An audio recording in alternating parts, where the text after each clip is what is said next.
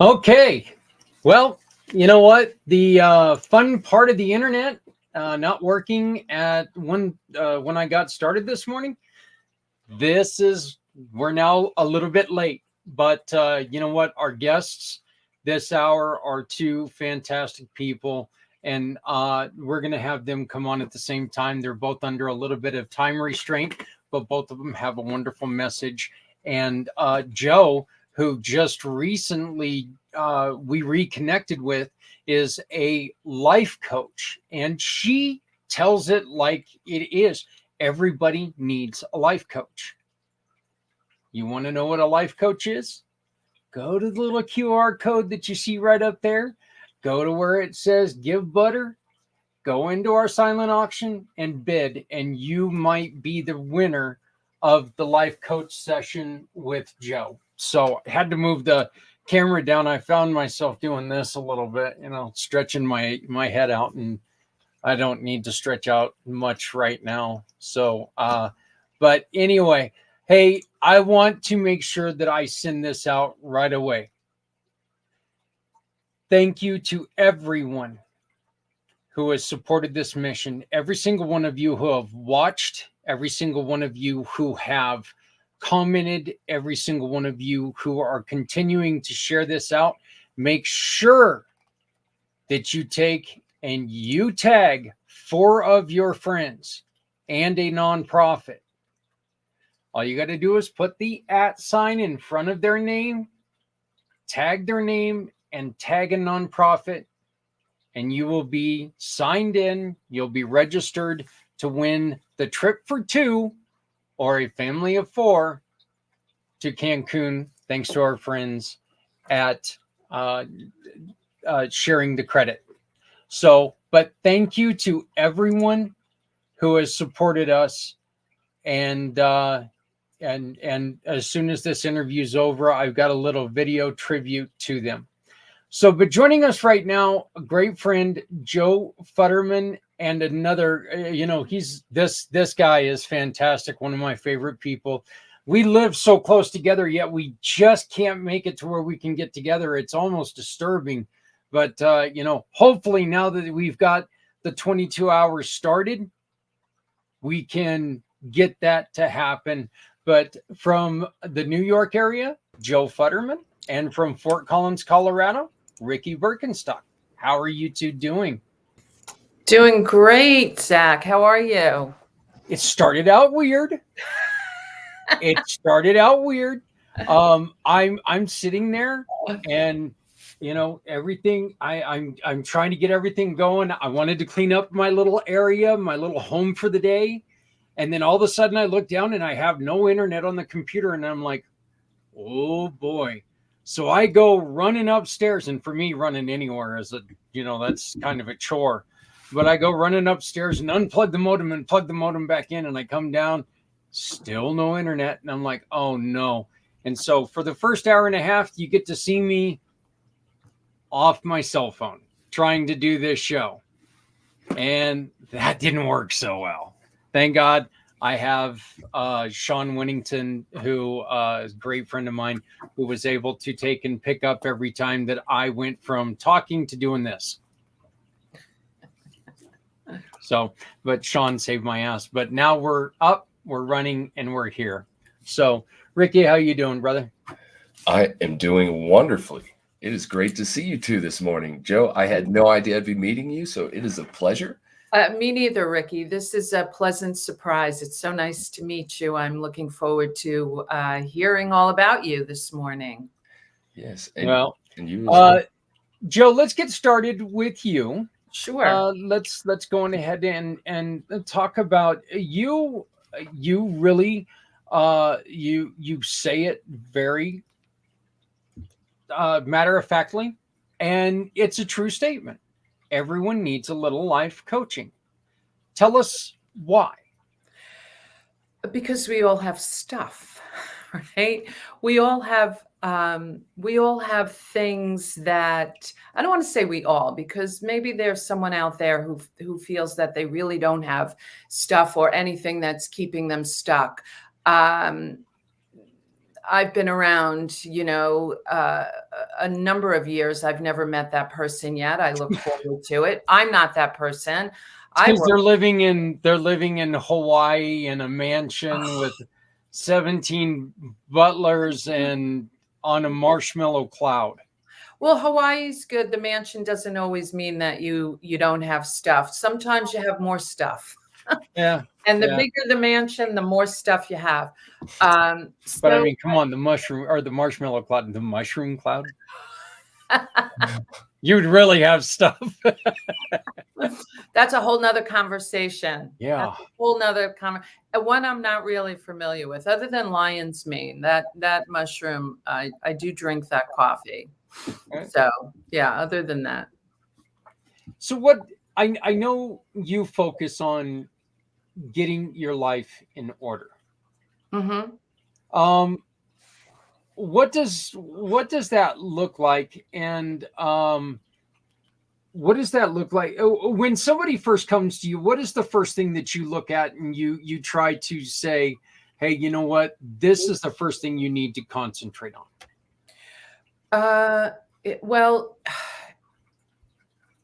most people that call me are struggling with what we refer to as executive functioning. So executive functioning is, planning, prioritizing, focusing. A lot of my clients are diagnosed, have a diagnosis of ADHD. I work with all adults, by the way. I don't work with kids. I get flooded with phone calls. And the interesting thing is it is genetic. This beautiful, creative, brilliant brain type is genetic. So if your child is diagnosed with ADHD, you might want to look at that.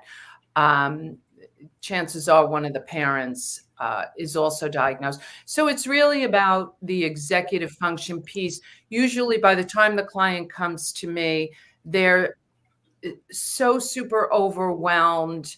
They've just shut down. That's the block. So while I help people I think the phrase you used was get their life together. It's really the mind. I also teach meditation and mindfulness skills, so to speak, to quiet all of that, because people who struggle with executive function, and we are now a society that our attention span is shrinking by the minute. Thank you to beautiful technology, which is wonderful. There's a place for it, but it has made us a society of immediate gratification. We don't even have to watch commercials anymore, right? We don't even have to sit through a commercial. We have no patience. We have no focus. So I help people get that back and quiet the mind and clear the clutter up here so that they can be more productive and just have a lot more peace in life. Generally, so my first conversation is, people are just so overwhelmed today. They're really overwhelmed, don't know where to begin. And the one thing that we all seem to have in common is we're way too hard on ourselves.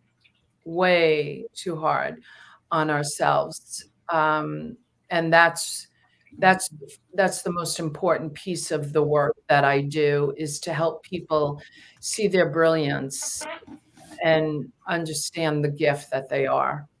And I know that sounds so cliche and so sometimes corny, but it's true.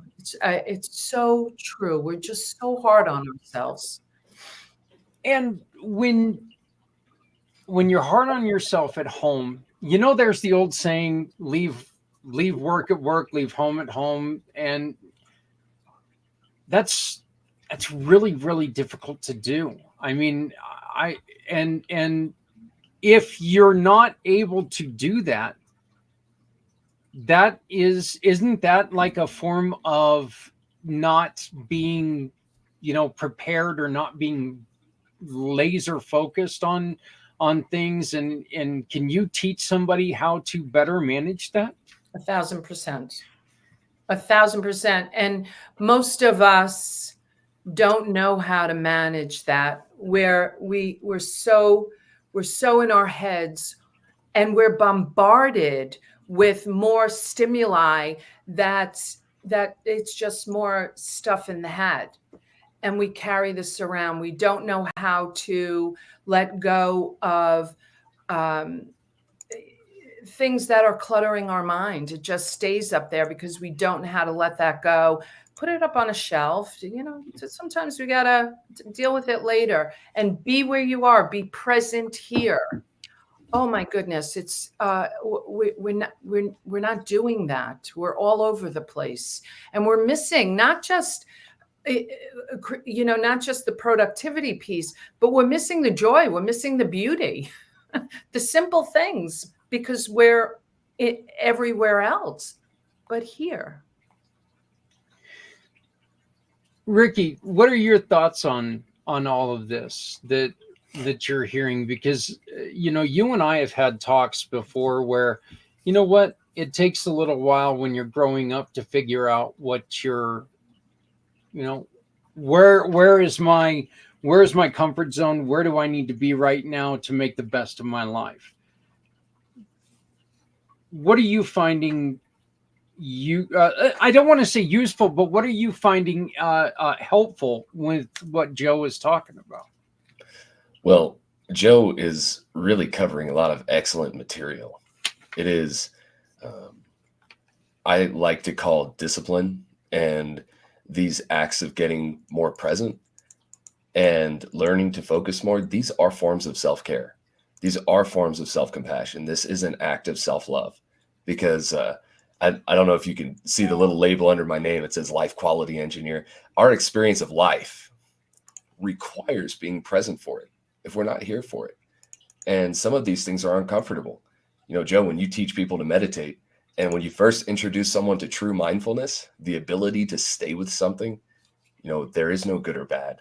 Thinking makes it so. So you're just there with it. You're being with it. You're learning how to exist in the beauty of discomfort. And then you also notice that it actually doesn't last that long when you don't resist it. It is a beautiful act of self-love, and it takes time, and you really have to want the best for yourself to go through these levels of discomfort. But, I have a great, brilliant engineering friend, and he says, we understand life by deltas. And, delta just means change. It's a little triangle in math. And it means if you're always used to comfort, you're always used to picking up your phone and getting these little dopamine hits and always looking for the next distraction, this distraction culture you're talking about, Joe, then you don't know what it means to sit and be present and to see what you're actually avoiding and what we're trying to get away from. And when you experience that delta for the first time, it sucks. I mean, people will say, meditation's not for me. Mindfulness isn't for me. You ask why, and it's because it doesn't feel good. And we have this confusion in our minds that says, if it doesn't feel good, it's not right, or it's not healthy. And it's not a matter of that. We all have a habit of being ourselves. We have these mental habits, these habits we're connected to. And whenever you do something new, it's unknown, and new and the unknown is uncomfortable. So it's a natural process to try something new and to find it weird, uncomfortable, icky. But, like what you're teaching, Joe, the more mindful you can be, the more you stay with the ickiness, then you can really find what works for you. And you can really embrace the delta between, oh, I'm not distracted anymore. I'm here drinking coffee, looking out the window. Look, it's a bird. Like, you're experiencing life, right?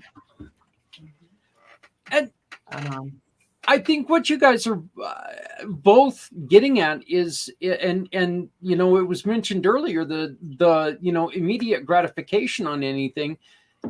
We're no longer at a point in life. Well, we've never really been at a point in life that, it's like, here, take this one pill and all of a sudden everything's going to be different. Well, it might be for a second, if you take the right kind of pill, guess what? Yeah, the clouds are going to become purple and you're going to be on the floor, but your life is not going to immediately become different. you need to work at it. You've got to make sure that you're putting energy at it.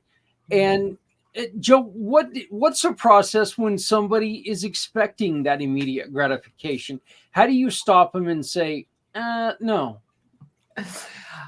I have, this is a true story. Oh my goodness, Ricky, everything you said, 1,000% spot on. I had a client that when she first came to me, true story, she went like this. She says, listen, I'm a bottom line it person.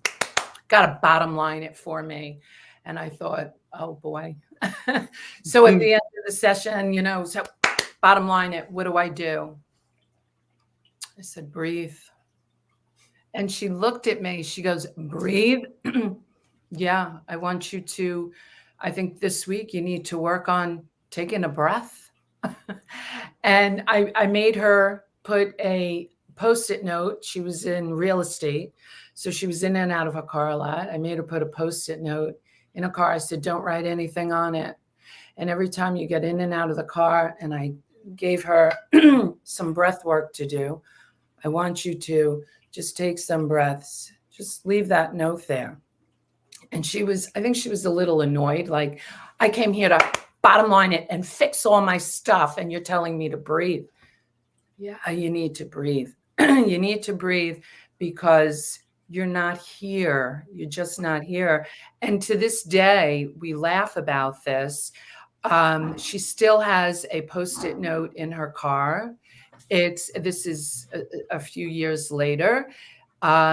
It still serves as a reminder to her for something much bigger than I need to breathe. It's about coming back here. It's the whole immediate gratification thing. But yeah, that's sort of typical. We live, the whole world wants it right now because everything, we can get everything right now. People don't want to meditate because there's no immediate gratification there. The first time you sit in meditation, you're at battle with your mind constantly. And isn't that so in life? That's where the battle is. That's where the right, wrong is. That's where the whole, our story, our judgment, everything is. And when you're told, okay, just sit with that and just allow for whatever's there, it makes people crazy. I can't do this. And it's so uncomfortable. That's what procrastination is. We procrastinate because whatever it is, we avoid discomfort like the plague. We do not like to be uncomfortable. And we don't have to be because, it's that constant, as Ricky said, the dopamine hit. You're in a battle with your brain that is so powerful and constantly looking for that dopamine hit. You ain't getting that dopamine hit sitting in meditation, right? But oh my goodness, when you are disciplined, as Ricky said, and when I first committed, I did a training, MBSR, and I committed to 8 weeks of daily practice, 30 minutes a day, which I still do. It was like, oh gosh. But at the end of that 8 weeks, I was like, oh, wow. I saw a subtle difference in the way I was noticing things, responding to situations. I was a very reactive person. The change is not, I never had the Oprah Winfrey aha moment, but the change is subtle. I was more mindful, more present, calmer, less reactive. It's a beautiful thing. It's a beautiful thing. Ricky, with breathing is something that sounds so easy to do, yet people mess it up all the time, don't they? Well, I think the simple answer to that is another question. Like, how often are you conscious of your breathing? Yeah. I actually had somebody who asked me the other day on Footprints Forward, breathe through your heart. It was a focused breathing, and it was an exercise in, whoa, it really made you focus on how many different kind of breaths there are. Are you breathing through your lungs? Are you breathing from your diaphragm? Are you breathing through your mouth? So what is the difference, Ricky? What's the proper way to do this? Wow. Well, I'd like to preface that by saying I am no expert on the breath, but there are some great resources as far as books. Like there's a book literally called Breathing. It's a fascinating book. Essentially, kind of what it breaks down to is general breathing is probably the healthiest if we're breathing through our nose. And if we're breathing deeply into our belly, that diaphragmatic breathing, we know that that activates the parasympathetic nervous system, which simply means it puts us in rest and relax. So if we're super anxious, we're really stressed, it probably means we're breathing shallow and high. So when we can slow down and breathe deep and low, then we can actually start to, calm down, rest, get back into the present moment, just like Joe teaches. And Joe, Zach, do you mind if I ask Joe a question? Please do. That's the reason I got you both on here, is to ask each other. Joe, one of the most novel things that hit me in this last year was the concept of just being is enough. Just being, just as you are, here in the present moment is enough. And I'd love to hear your thoughts on that, your thoughts on that concept. And I think part of it kind of relates to your client story there, which also speaks volumes of you. If you can, when you attract people into your life that are open to saying like, hey, I want results right now. And they're able to say, hey, Joe, I respect you enough to say, all right, I'm going to sit here and do something that's not technically results based and breathe. Well, that's an awesome thing. So on the underside of that, when we are being more present, we're recognizing that as we are in this present moment, that's enough. We don't have to be constantly striving. We don't have to constantly be pushing. It's kind of that self-compassion that you mentioned in the beginning. We all have this idea that we have to always strive. We have to always be going for something. So please share your thoughts. Yeah, sure. And I love that you mentioned the self-care piece, because that's exactly what it is. It is self-care. It is the highest form of self-care, is when we can just allow life as it is. Now, while that's always a goal, it's always my intention is to be as present as possible. I would love to tell you that I live in this state of presence and I'm never up here. I'm completely enlightened. The interesting thing to me is there are those that claim enlightenment, and you know what, Ricky, they don't have kids. I have children, I have grandchildren, I have a dog. So it's not, for me, it's part of the human experience. All of that is part of the human experience. It's the more that I can accept what is here as it is. This morning, Zach experienced this. Isn't the universe really has a sense of humor that he's doing this beautiful show and the internet goes down? Like, I can't make this shit up. The internet is, the universe is really quite remarkable that way. It's constantly presenting us with opportunities to step back, take that breath, calm the nervous system, as you mentioned, and just accept what is here. Accept what's here. The more that I can do that, the more peace I have. And for me, it's not about, sort of being out there in this land of peace and whatever, and that's beautiful. But I can think more clearly and be more effective. I know that I'm a better parent, a better partner, a better grandparent, a better friend, a better human because of my practices. I'm not perfect. Hardly.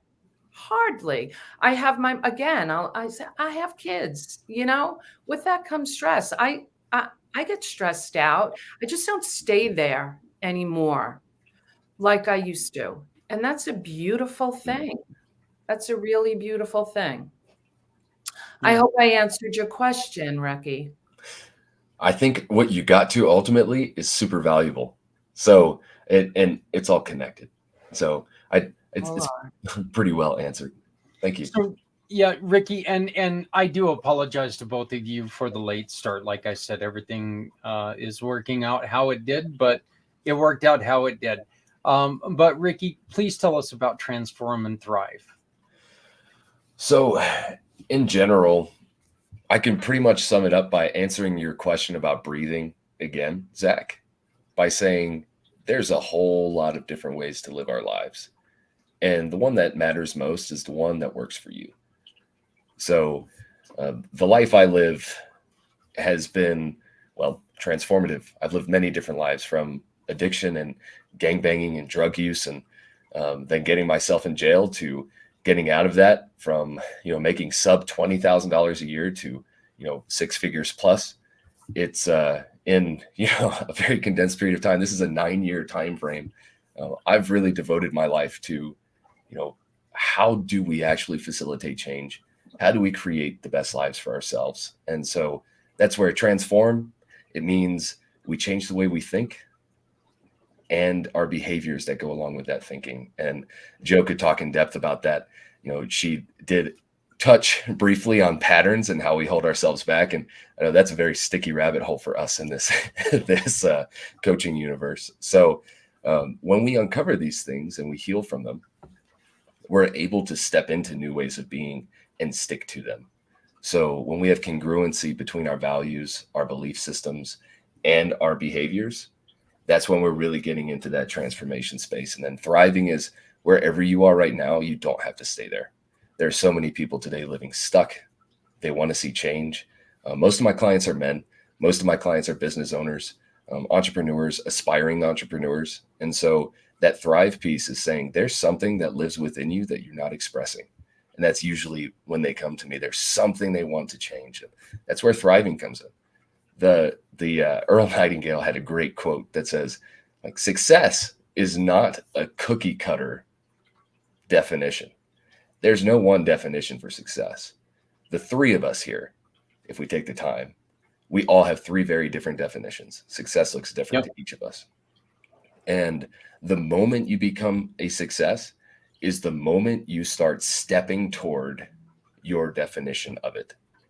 It's in the action. It's in the doing, and you can feel it. That's one of those pieces of instant gratification. The moment you start living into that, you feel it. You feel differently. Life looks, feels, your experience is different. Your life quality increases immediately. And, I'm going to say this because I was in the shower this morning thinking, how do I talk to veterans about mental health? Because I'm not a veteran and I have massive respect for these people. I also know that it can be a trigger for veterans to hear, thank you for your service. So I'm just going to say, from a selfish level, I love these human beings and what they've been willing to do for us. And the number one thing I see with my clients, Jo, with your clients, Zach, with the people you work with, and all of us here as human beings, is the first step is asking for help. And I have a community of men, and I have several veterans in there, and I am so impressed by their supportability. And us as humans in general have this hesitancy to ask for help. And, like you've been saying, Jo, I am so not perfect. I have so many flaws, and I have a coach, I have a therapist, I have a support team. I have to ask for help, or I wouldn't be able to keep achieving higher levels of my own life quality. So that's what Transform and Thrive stands for, is if you ask for help, someone will be here to reach out and provide it. little story about what happened to me the other day is I was sitting here and I had an anxiety incident. I don't want to call it an anxiety attack because I was overrun by work.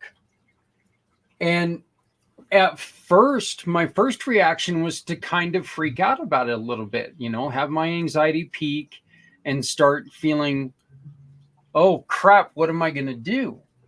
But then I kicked back, I pushed myself away for a second. I turned around and I have started doing this religiously. I grabbed my notebook and I wrote down these words. This is what you've worked for. Getting people to understand what you're trying to do, this is what you've worked for. I took that anxiety of, oh my God, what the hell's going on? And I turned it into, this is what we are working towards. We're working towards these solutions, and people are starting to notice it. And people are starting to see that, look, we can work together and come up with some solutions. So did I handle this right? Joe, you first. I think you handled it beautifully. Beautifully. You took action. First, I love writing. I think everyone should be writing. And Ricky, to your point, the best coaches have coaches. I too have a coach. I have a whole support team. Could not do this journey without, I will tell you that. So hats off to you. And I also have a family history of addiction. So I have, let me just say, an enormous amount of love and respect for you that you've gotten through that and experienced that journey. And the people that you are helping are truly blessed to have your support. There's a special place. But back to Zach, your point, handled it beautifully. You take action. Writing is such a powerful tool because what we're doing, anxiety is just this story of overwhelm, right? That happens in the mind. Mm-hmm. The anxiety is the physical feeling in our body. So it immobilizes us. Our nervous system is just halted in that moment and it just takes over. The brain signals the body, there's a problem here, that. The minute you start writing, you're out of your head. You're no longer attached to the story, whatever it is. Even if you write words of anxiety on the paper, it's almost like you're getting them out of your head and here, and you can then breathe better, back to the breathing, because your body is no longer like this. It's starting to relax. You're able to breathe better and you're getting oxygen to the brain, which then signals the body, we're safe, we're okay. So what you did was brilliant. Ricky? I mean, I don't think I could say it any better than Joe. And also thank you for your affirmation there, Joe. I appreciate that. And it's also beautiful to hear that you live by your values too. As Zach introduced you and said, one of your lines is that everyone needs a life coach. And it's good to hear that you yourself have a coach, so you live by that. So there's a whole lot of people that say things, but they don't live it. So it's nice to see you there. Zach, I love this, man. And just like Joe said, when you get pen to paper, you can really start to process things and you get it out and you can see it more objectively too.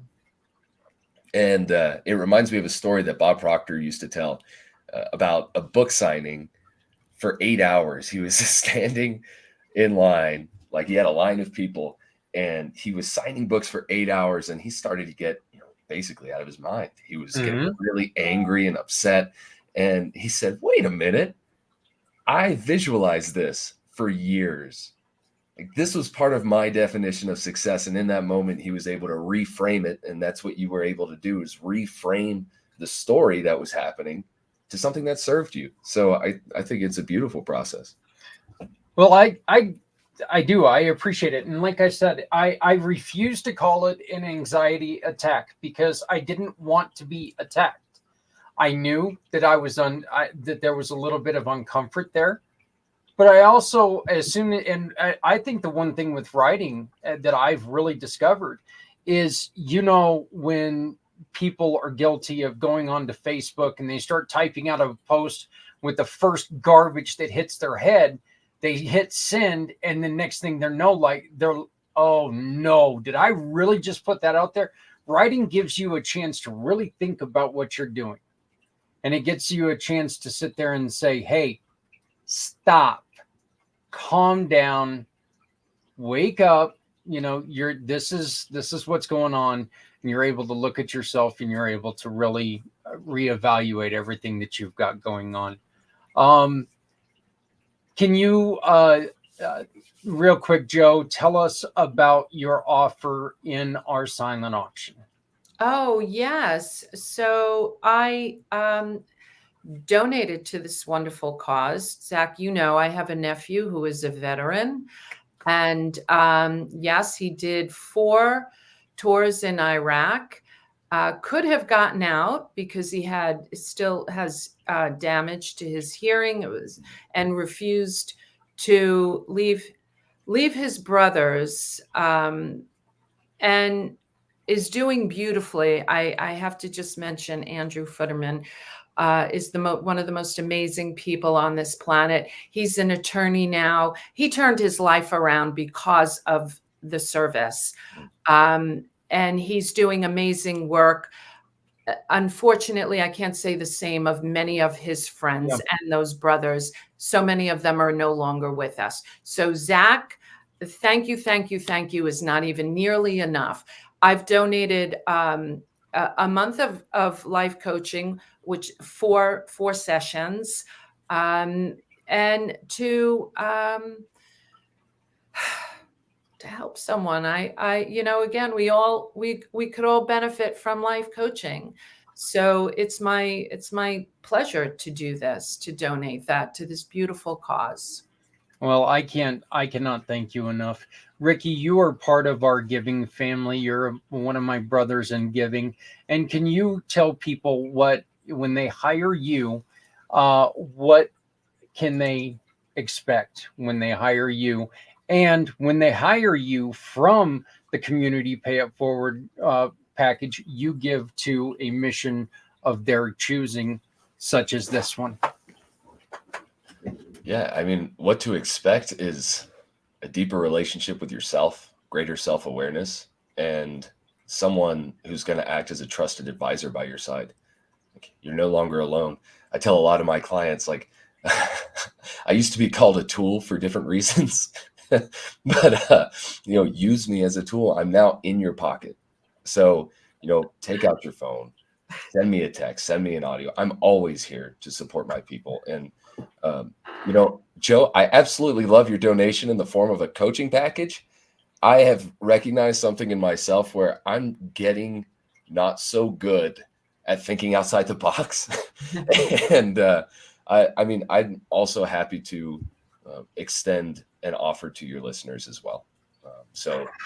All my sessions are free too. So I'm happy to give people an experience. That's what we do. We provide an experience, and the first one is absolutely free. So they can either contact me by my phone number's down there. So you can just contact my phone, shoot me a text, or give me a call, or find me on LinkedIn. I'm on LinkedIn, no other social platforms because they are a suck on my life energy.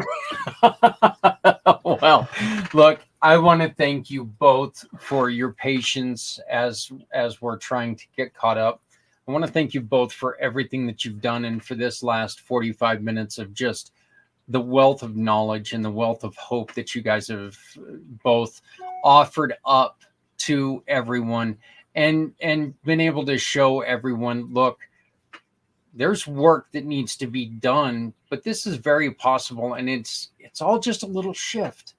It's a shift in mindset, shift in the way that you do things, shift in you yourself could make a huge shift in everything in your life.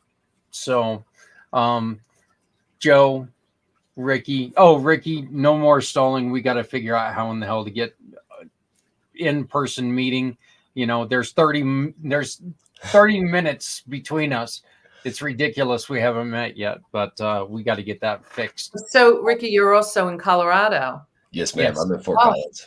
One of my favorite places. See, Joe, you got to come and join us. We'll all get out and go fly do. out there and Yep, meet yep. you all. We'll get you out here and we'll all just have lunch. Love it. Love it. So- Yeah, I'm in. That go out there to the Crown Pub there in Fort Collins. Ricky, I'm not sure if you've ever been there. They got like the best calamari I've ever had in my life. So go and check it out. It's in Old Town, but you'll appreciate it. So, but to both of you, my love, my appreciation. Thank you both so very much. Thank you, Zach, for having me. Ricky, I'm so happy to have met you, and I don't think this is the last time you and I are going to chat. There's no doubt. I will send an introduction probably tomorrow to both of you, because I love your work. I think this is a beautiful matching. So, but thank you both so very much. Yeah, thank you, Zach. Thank you, Ricky. So nice meeting you. Yeah, thank you both as well. You guys have All a right. great day. All right, thank you guys. Goodbye, Bye, guys. Joe. Oh, sorry about that, Jared. Joe and Ricky. Jared, I'll get right back to you, my brother. Two people very similar in thought, two different teaching ways, but it proves that, look, there's a simplicity in this mindset that we can take in and make a shift and really help each other. And my next guest, Jared, you saw him briefly there for a second. You're going to see him a lot more here in just a minute. But Jared's got another specialty that is another. It's a hardship that our veterans deal with, and when they get back, when they get home, and this is going to go back to our conversation with rescue residents on after they got out of the service. It's going to talk about a little more on how he can help them recover and remember what life is like as a civilian. So, but right now I do want to pay appreciation to everyone who has helped me put this show together. Those two individuals that you just met, and the individual you're about ready to meet, they are included in this. Thank you for allowing me to create the mission, the community mission to serve our veterans. Maybe.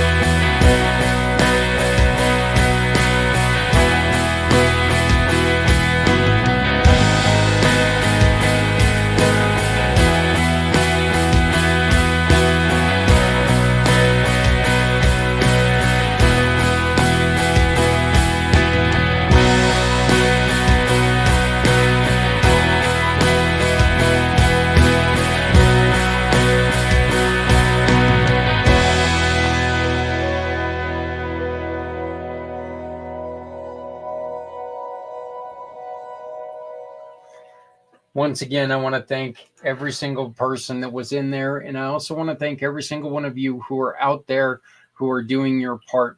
The QR code up in the corner, you see a couple items behind me, books, a Yeti, a backpack. There's so much more. Clayton Creations. My wife makes beautiful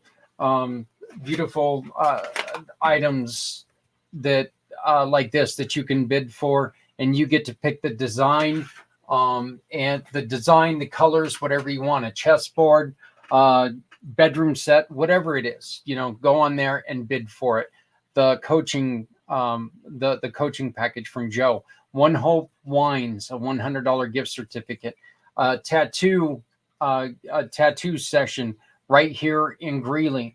If you can make it here, we've got a hockey tickets for 4 here in Northern Colorado. Those hockey tickets, no matter where you're at, you bid on them, you win them. Guess what? If you can't make it, we'll get it to a kids organization and allow them to go in your place. If that's what you choose to do. If you want to give it to a fat guy who hosts 22-hour podcasts, I'm pretty sure I can find one of those who would gladly take them off your hands. Just saying. Don't want to be weird or anything, but I do like hockey, and I'd gladly go and watch. This next guest, I am so happy to introduce him. He has just become a brother in giving. He's just joined the program. He and I talked yesterday, and I'm really excited about this because he's got so much going on. He's a 13-year vet who has turned his time and his learning in the service into service for those right after they're done with their time in and improving their lives. From Lone Star Valor Funding, it's my new friend, Jared Smith. Jared, how are you, brother? I'm doing good, sir. How are you? Doing good. It almost seems like we've been here before. I think that's the truth. So, yeah. Tell us a little bit about your mission from serving to Lone Star Valor. Absolutely. First, I want to say thank you for putting this on. From one veteran to another, doing things like this may not mean a lot, but it means a lot. So thank you for putting stuff like this on from a veteran. So I appreciate that. Thank you. Anyways, so like you said, I'm a 13-year Army veteran. I was a paratrooper, combat engineer, as well as a respiratory therapist in the Army. And my exit out of the Army wasn't really planned. I medically had to get out due to a static line injury, and so when I got out, I was kind of lost in the world. The military is really good if you've ever been through TAPS, depending on when you got out. They were really good about filling you up with the premise of everybody wants to hire a veteran, everybody loves veterans, and so I left the military thinking, oh, I'm gonna get right out, I'm gonna get a job, and I'm gonna excel right away, and continue doing great things. Well, I didn't, and I've heard from many veterans that they felt the same way, and so it was a struggle. So I had to kind of figure out what to do with my life and what next to do. I really enjoyed doing respiratory, but I kind of hit a wall at the same time after my surgeries, and I was burnt out from doing that. I loved being in the medical field, helping people, but as a respiratory therapist, we were typically the ones that kind of pulled the plug on patients, so to speak. And so I dealt with a lot of death and it just kind of wore on me, to be honest. And so I didn't really know what to do with it next. I knew I was good at numbers, and I knew I was destined for greatness, is what I thought I was. So I decided to go back to school for accounting because I felt like that was a great option. Numbers, great, right? Um, and I ended up going to work for a nonprofit here in Texas, helping homeless veterans get off the street, and keep them housed or get them housed, and really focus on that low poverty veteran population here in the state of Texas. Really love that organization here. It's located down here in San Antonio. It's called Endeavors. If anybody here in Texas ever needs any support for veterans, Endeavors is a great resource. They've got a wellness center in El Paso. They've got a wellness center here in San Antonio, and which are very heavily military places. And so I love working there. I still help them out. I still work there. And it's hard for me to say no because obviously it's a great mission.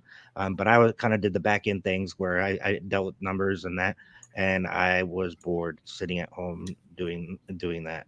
And so I decided to venture out and start my own company, which was Lone Star Valor. And I originally started out just doing the lending portion, but I started noticing, and one of the things I did was I went to Vegas for a conference, and what I heard a lot of people in the industry say, and it just seemed like it was the norm, was if you can't help this client, or you if the client isn't qualified, you just dump them and move on to the next one.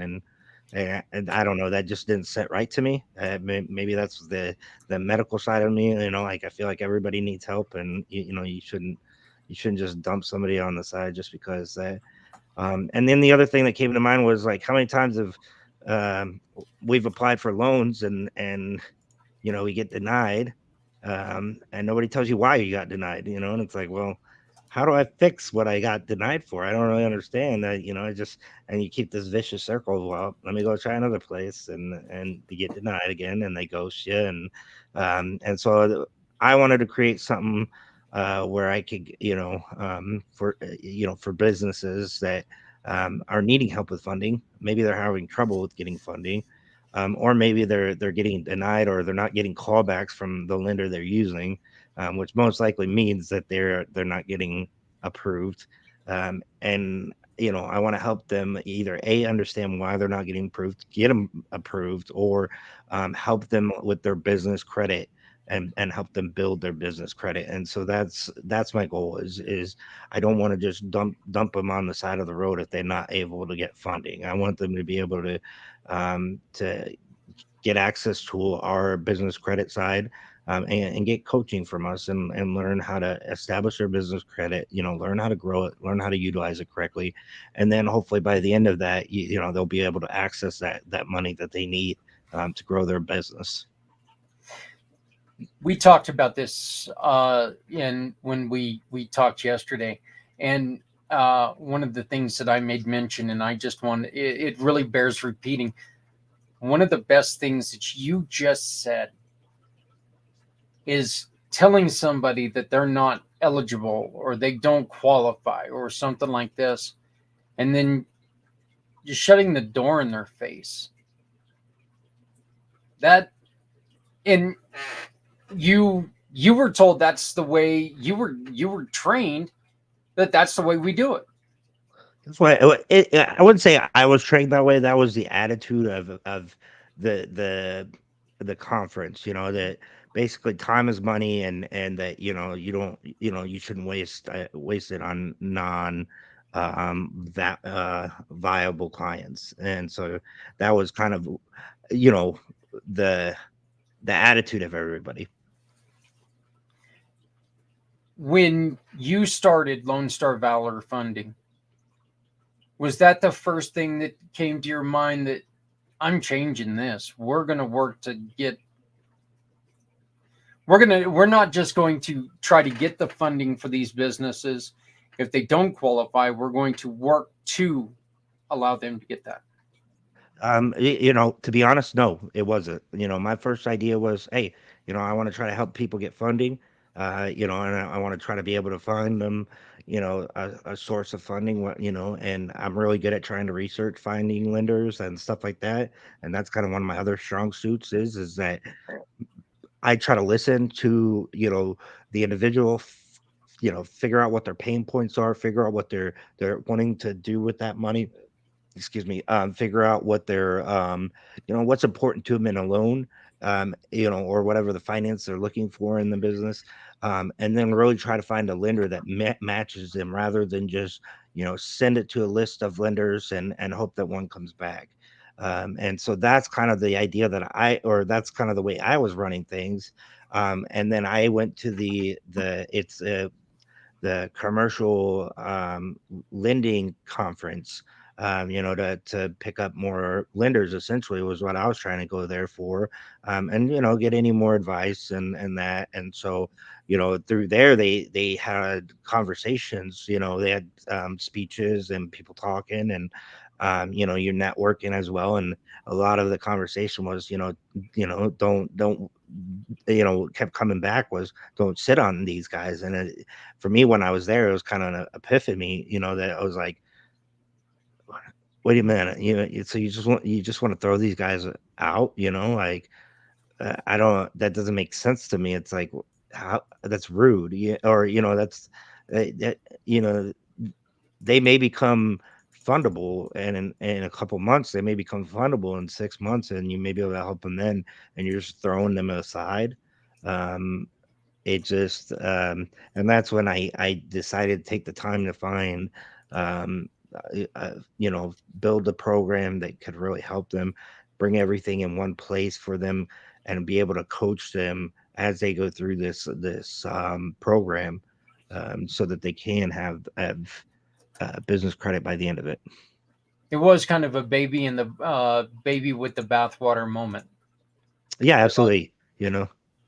I always feel so like I believe in fate, and sometimes, just fate works that way, when you just uh, y- you're just in the right place sometimes.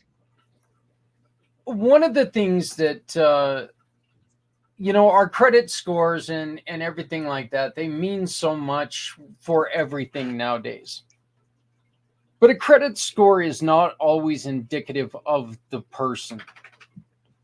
Um, Now, I didn't have the best credit score in the world, but after my accident, it really was destroyed. Was And that no happened to longer me, working. I to be had to honest. go.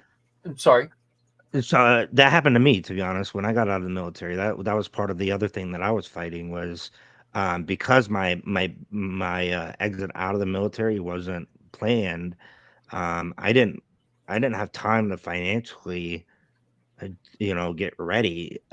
Because for me, my mindset was 20 years. I'm going 20 years, and I started having these surgeries, and then they were like, well, maybe, and I didn't, and so it's even while I was having the surgeries, it was still all right. You could probably, there's maybe a chance you can stay in the army. So I still, had that mindset. Okay, I'm gonna still be in, and so.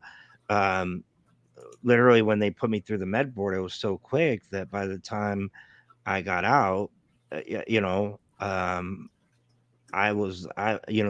for the first couple months, and this is the other thing that a lot of people don't realize before they exit the military, and anybody that exit the military understands is like they hold that last paycheck, right? For a little bit.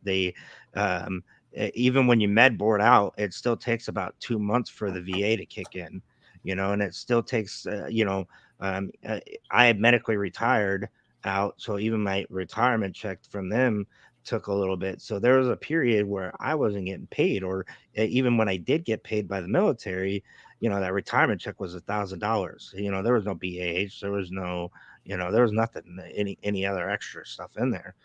So I had to pick, what bills were important, what can I pay and what can I not pay. And so my credit cards absolutely took a hit because obviously I'm like, my mortgage is important, and my cars are important because but what's the least important thing to do is credit cards. And unfortunately, you know, people get pushed in those situations, and so they're not always the same. What are some of the things, Jared, that veterans have available to them that they're not widely aware that they have available to them? And like regards to like finance or Yeah, maybe something that is available to them that's not available to, everyone. Ooh, that's a hard question. I don't really have a good answer for that, to be honest. I couldn't say there specifically. I think this is probably one of the weak spots of the military. Other than really having like financial boot camp, that they had back in the military, and you could still get those now. I don't think there's really anything that goes through any that or that actually helps the veterans in any way, to be honest. Um, I don't. To be honest, I don't know. Yeah, now I'm gonna have to go research and see if there is something. Um, Would the VA be able, like the VA benefits, would they be able to help him with any special? I know that we were talking about grants and you were talking about how difficult those are. But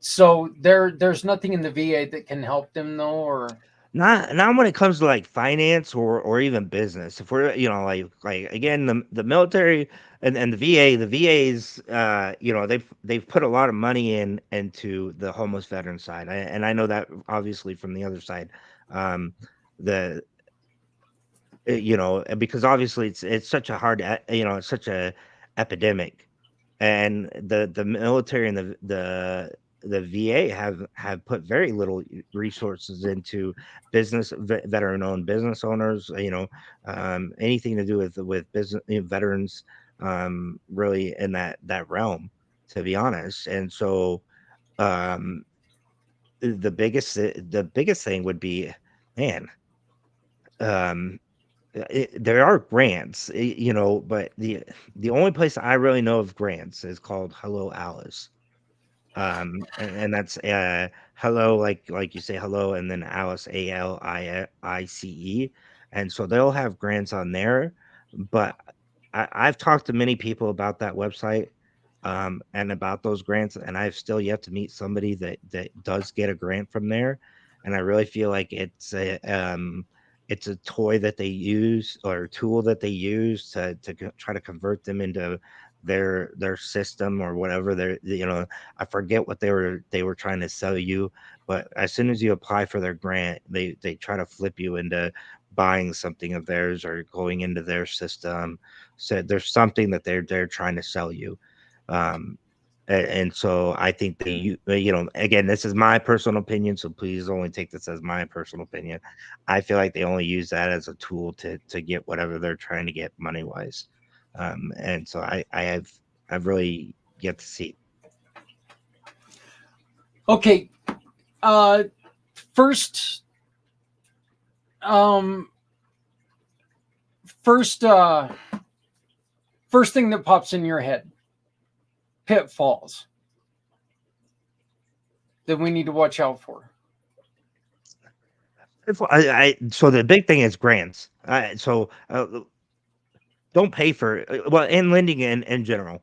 If you're trying to look for a loan, or a grant, research the grants and everything. If you're trying to do any of that, don't pay for that. Um, most of that, if they're asking for money up front, it most likely is a scam, or a way to try to get your information or that. Um, and so just be cautious with that. What is the first thing a veteran should do when when he has he or she has the idea of, I want to build my business? So, man, and now it just clicked in my head. So sorry. So now, um, I don't know. I just thought about this. So some states do have some resources for veterans. And so like Texas is one of those states. And I can only really speak on Texas, obviously. And I probably should do a little bit better research. Um, and so, and this is kind of going along your question that you just asked me, which is Texas. Texas allows you to file your LLC for free if you're a veteran owned business. But the catch is there's two. There's kind of two catches to that. One is it has to be owned by 100% by the veteran or veterans. You can have multiple veterans, but it's got to be a veteran owned to qualify. And for us, it costs us. I think it's $300 last time I checked, but it could have gone up this year. But the other thing is the Texas has what's called the Texas Veterans Commission, and they do have some programs for. They have a special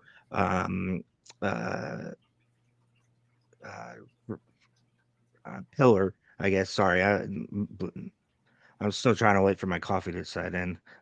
So they have a special pillar that's designated for business owners, veteran business owners, and they have some counselors and stuff there to help as well. And I would imagine that there are resources like that in most states.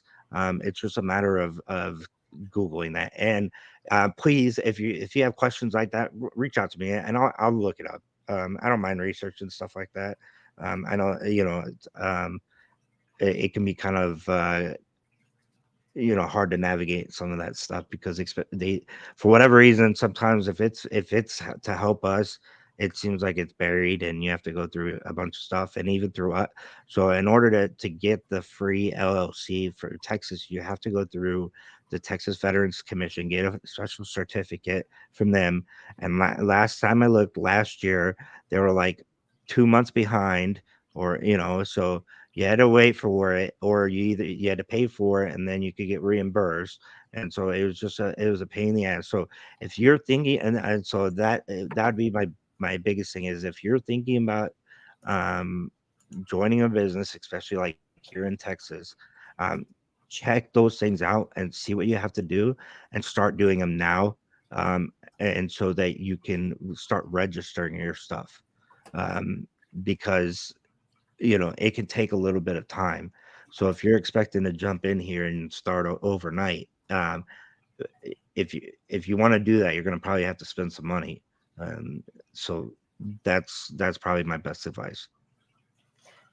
Well, I think this is wonderful, and I think the service that you're providing is very, very much needed. The education that you're sharing is absolutely critical for veteran businesses, and I cannot be more excited that you have joined the program and are willing to help us out.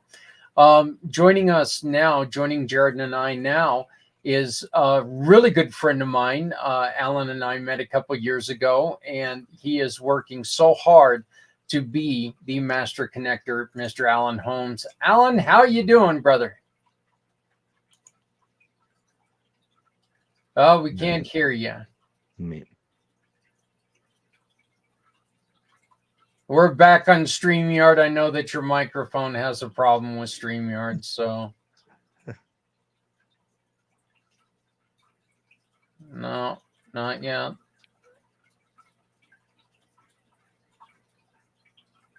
I'm gonna call him. I just heard you say that. I can hear you. Oh, you did? Yep. Can you hear me? Yeah, I can hear you. Okay. Yeah. How you doing, brother? Communication must have. I'm doing well. I see Jared from another. I salute you, my brother. Thank you so much. How are you, sir? Being part of this. I'm doing well. Zach and I have been just connected, like he says, for 3 years, and I just want to salute you, Mr.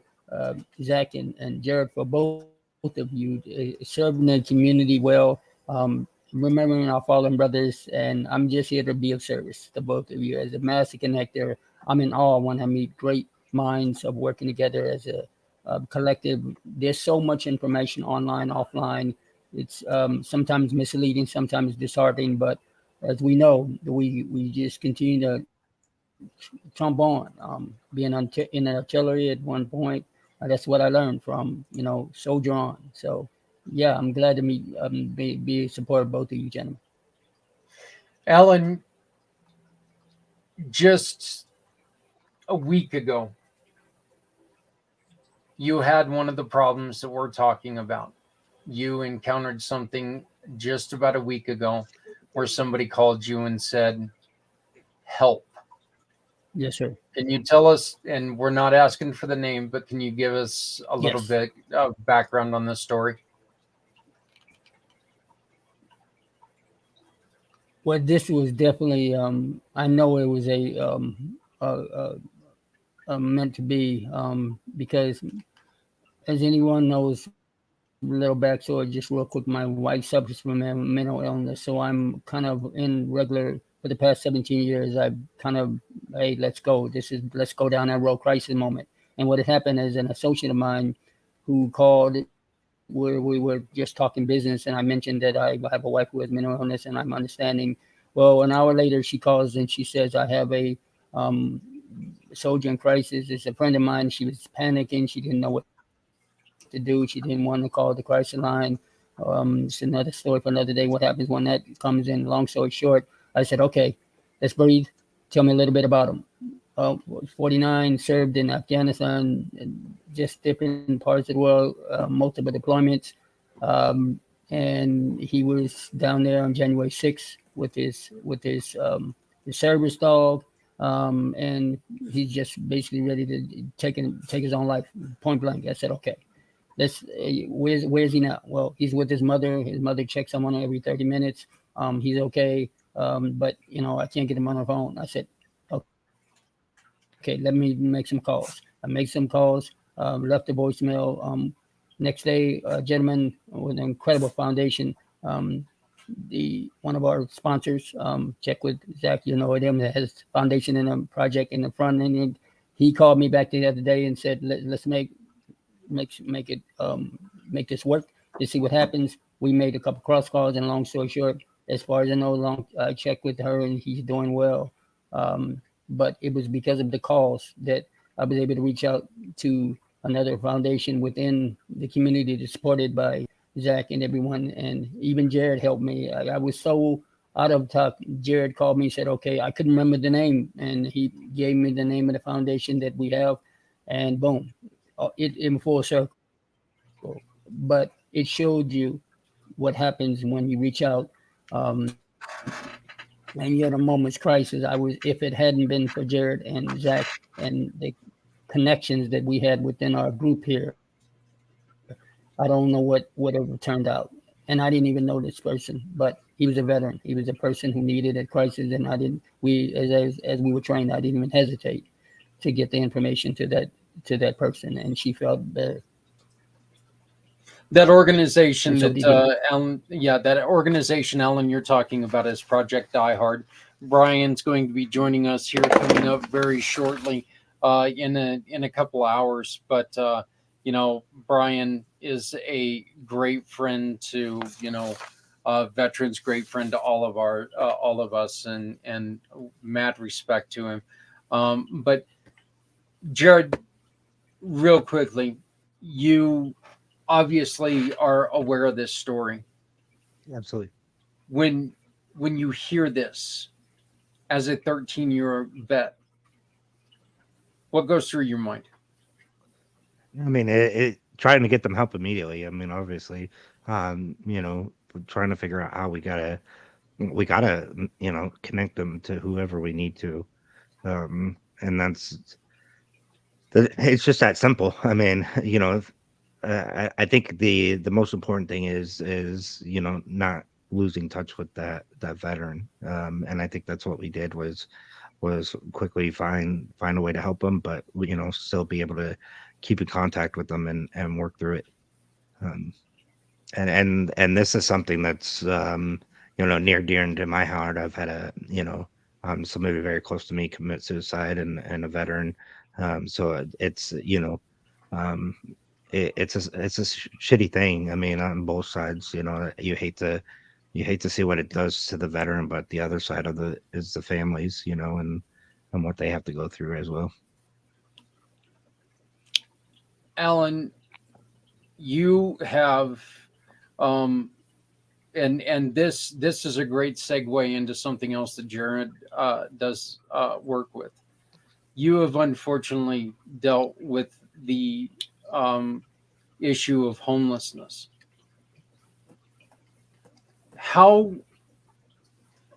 and I don't want to be the, I'm going to stick my microphone in your face after, you know, your dog gets run over and ask you how you feel.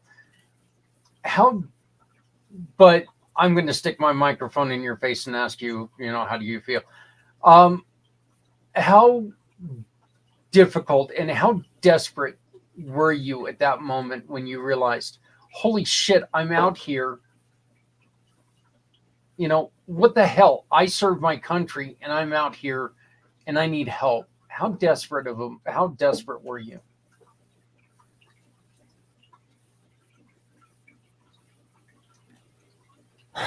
I was so desperate that I literally thought for a moment, and my wife doesn't even know that, but I was so desperate that I was just ready to walk until it just didn't mean anything anymore. I didn't care, and I was angry. I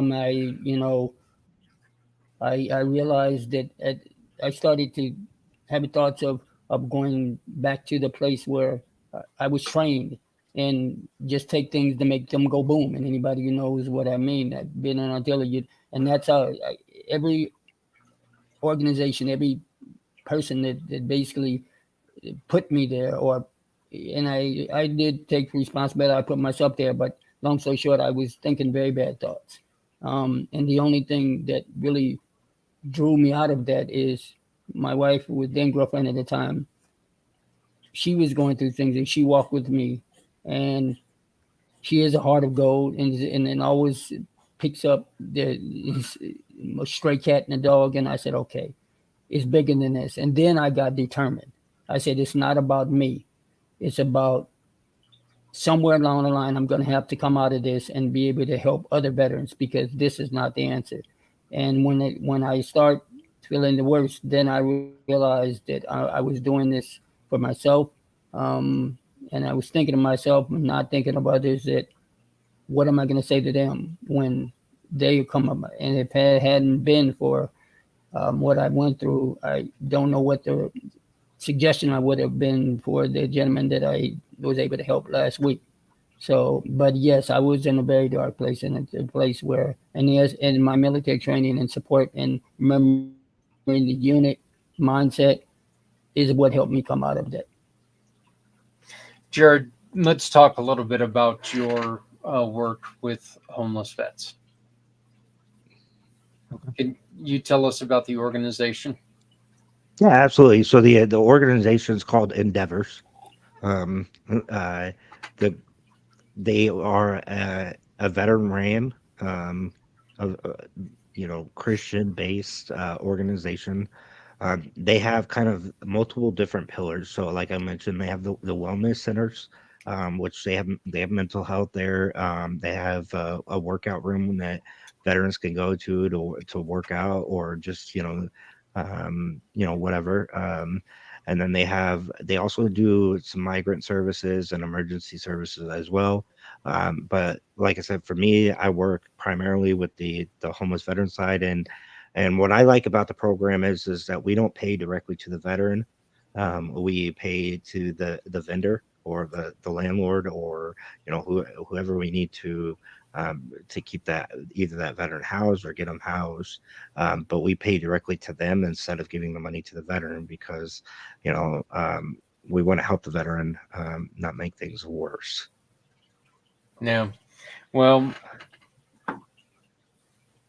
I think, I think you two gentlemen, first off, you two knowing each other makes this wonderful and makes this so meaningful, because we're all talking, and with the experience of the veteran that was in trouble just, mere days ago, it really emphasizes where, what we're trying to do here. Another veteran that I've worked with here really closely lately is our next addition to the show, Mr. Brian Muka. And did I get that right, Brian? Is it Brian Muka? Okay. It sure And- is, man. Yeah. And welcome to the event. And I'd like to introduce you to Jared Smith and Alan Holmes, two dear friends of mine. And Brian, you are a Sherpa, and you try to get people away from fear, or teach them how to use their fear. How would you explain it best? Sorry, Zach, I'm like really particular about language. There is no try. So Yep. specifically what I'm helping people do is sort of like asymmetric warfare. So here's the fear, here's the challenge. Everybody I work with is really good at like forcing things through it. And that doesn't work with PTSD and shame and guilt and addiction. You can't go straight through it. What if we sneak up around behind it? So I've got a couple tools to do that. The breath work at a really interesting level. Not breath work for the sake of breath work, but as a transportation device to the imagination. And if you've ever seen Star Trek or play with virtual reality, we already have that built in. And so if we can power that up with some Tai Chi Gong, there's really nothing we can't play with in that space. This is how Tesla and Einstein, how they made their own prototypes in their mind, and then they like made them perfectly. Like, wouldn't it be great to like figure out your business in your mind without struggling for 6 years like I did? You know, so that's sort of the offer. You know, how can we turn stress into success? And this is the biggest line. It's the freedom from poverty, frustration. So freedom to agency, travel, impact, significance. So I help in the gap from freedom from to freedom to. Yeah. What is the first block, Brian? What's the first block that you have to remove from somebody when they come into you? I don't remove anything. When we change the way we look at the world, what we look at changes, right? So I'm not talking about circumnavigating or pushing down. Like, I'm going to go back a little ways, and I struggled with unworthiness, like for the better part of a decade, which is nuts. There's sales trophies and accolades. There was nothing that I could do to like fill in the unworthiness. So like, just getting slammed. So finally one morning, I was feeling it. I was weeping. I'm like, all right, unworthiness, take your fucking gloves off. You know, what are you fighting with? And you know what it was telling me? You're not sharing your treasure with enough people. That's what I'm trying to tell you. But it wasn't until, you know, I had the courage to really look at it. Like, I want this to go away. It's not going away. It's just going to get louder. Right. And what I found was fear is the only thing that gets smaller as you run at it and larger as you run away from it. So there's a paradox in there, you know. You yourself are also a veteran, correct? And tell me how your veteran experience shaped what you're doing now. I mean, it's the genesis for it, right? So let me take you guys back to 2008.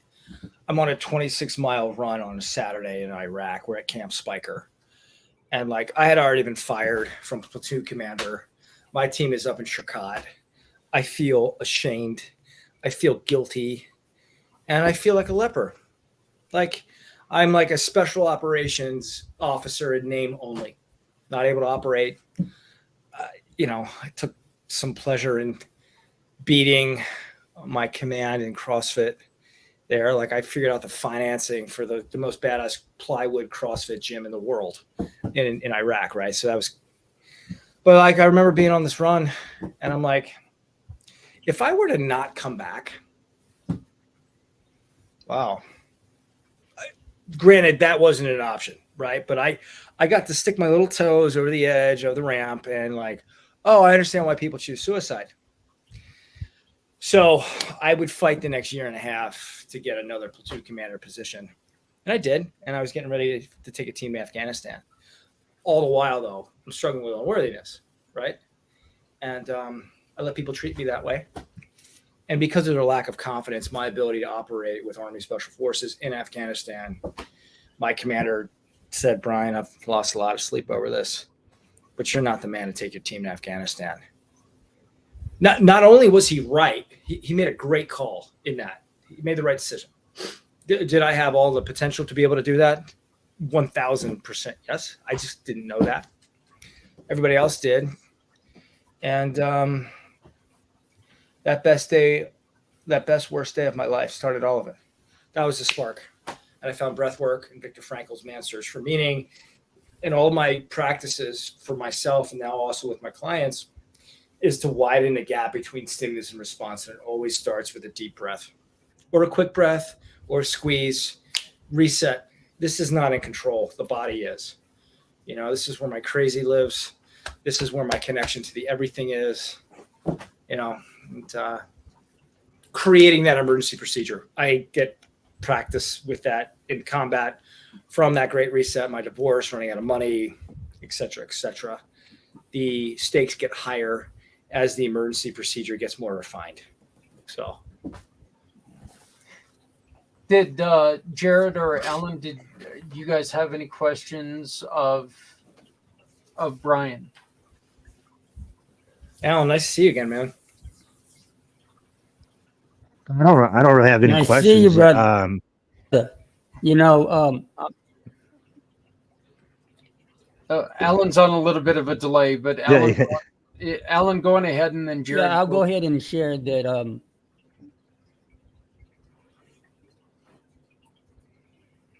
Okay, yeah, I went ahead and just wanted to say that it was Brian's training that I took with another young lady a couple of weeks ago that actually helped me solve that issue that with the veteran friend of mine. I just want to let Brian know that this is the power of what he does.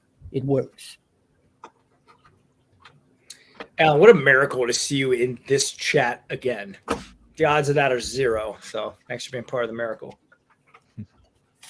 Oh, I love it. I love that we have this Sure. connection. Jared? No, I was just gonna say. I mean, it's really crazy because you know there's a lot that a veteran has to deal with. You know, and it's so true that it's so true what he's saying. You know, and yeah, I mean, we deal with a lot more than normal people have to deal with, and it's I really like what Brian's having to say. Thanks, Jared. No, again, it's amazing when we're able to put together people who look, all of us come from a different area. All of us come from, a different experiences. You three gave up sections of your life to serve our country, and you three are now specializing in something very different, but it's something that every single veteran can find some path to happiness by just talking to you, gentlemen. If we could wave a magic wand today, and Jared, we brought you on first, so I'll ask you this question. If we could wave one magic wand today and all get together and take one step towards improving something for someone, what would that be? Like anything? Yeah, let's go for it. I mean, we're trying to answer questions here and find paths. So yes, if we could all get together and do something today, what would that be? No, oh man, you're hitting me with all the hard questions this morning. I'm not sure if I like that or not. No. This morning, come on, some of us have been doing this for did- over 6 hours now. Yeah, you're supposed to warn me last night that you were going to come with this. I would have waken up a little earlier and drank some more coffee. No, but That's a great question. I mean, for me, I think if we could wave a wand, for me. I think it's the mental health stigma. If we're gonna go, let's do, because for all of us, we're pretty, old in our military careers, and so the stigma, especially back in the day, was shut up and do your job, and don't go to sick call, don't get checked if your mental health is not there,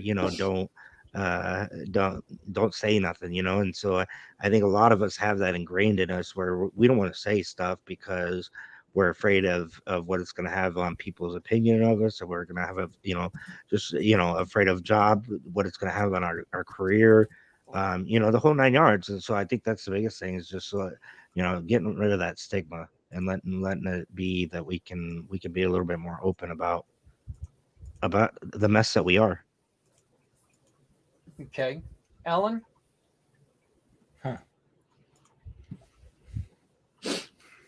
How would you answer that? Well, if I can imagine, if I can wave a magic wand, I would just say, based on what the training that I heard from the great Sherpa, I would say, and Jared and yourself, of course, I would say, hey, let's do it. Let's support each other. Veterans, you're not alone, and we'll have a full rapid response network to basically, first of all, take them to the Sherpa net community to just help them, to let them know to get out of their own way. And just one big family, that it's going to be all right. And that's what we need. We need support, training, crisis management, and more importantly, let them know that, hey, you're not alone. We've got you. And that's a network that needs to be built around the world, globally, in and out, where veterans never feel like they have to take that way out. You do not have to check out. You don't. That's beautiful. And Brian? I'm gonna say something. Let me just finish the end of this before you guys. This is a little inflammatory, but having peered over the edge, I think it takes just as much courage to end your own life as it does to keep going, and the intention behind that is very important. And so, step one is to remove the judgment. The people who leave decided that the world would be better without that, and what a sacrifice that is. And that's very opposite of how I grew up with my religion and those things. So that's the first thing, is understanding. And if they decide to leave, okay, got it. It was that awful. It's like, who are we to judge how hard it is?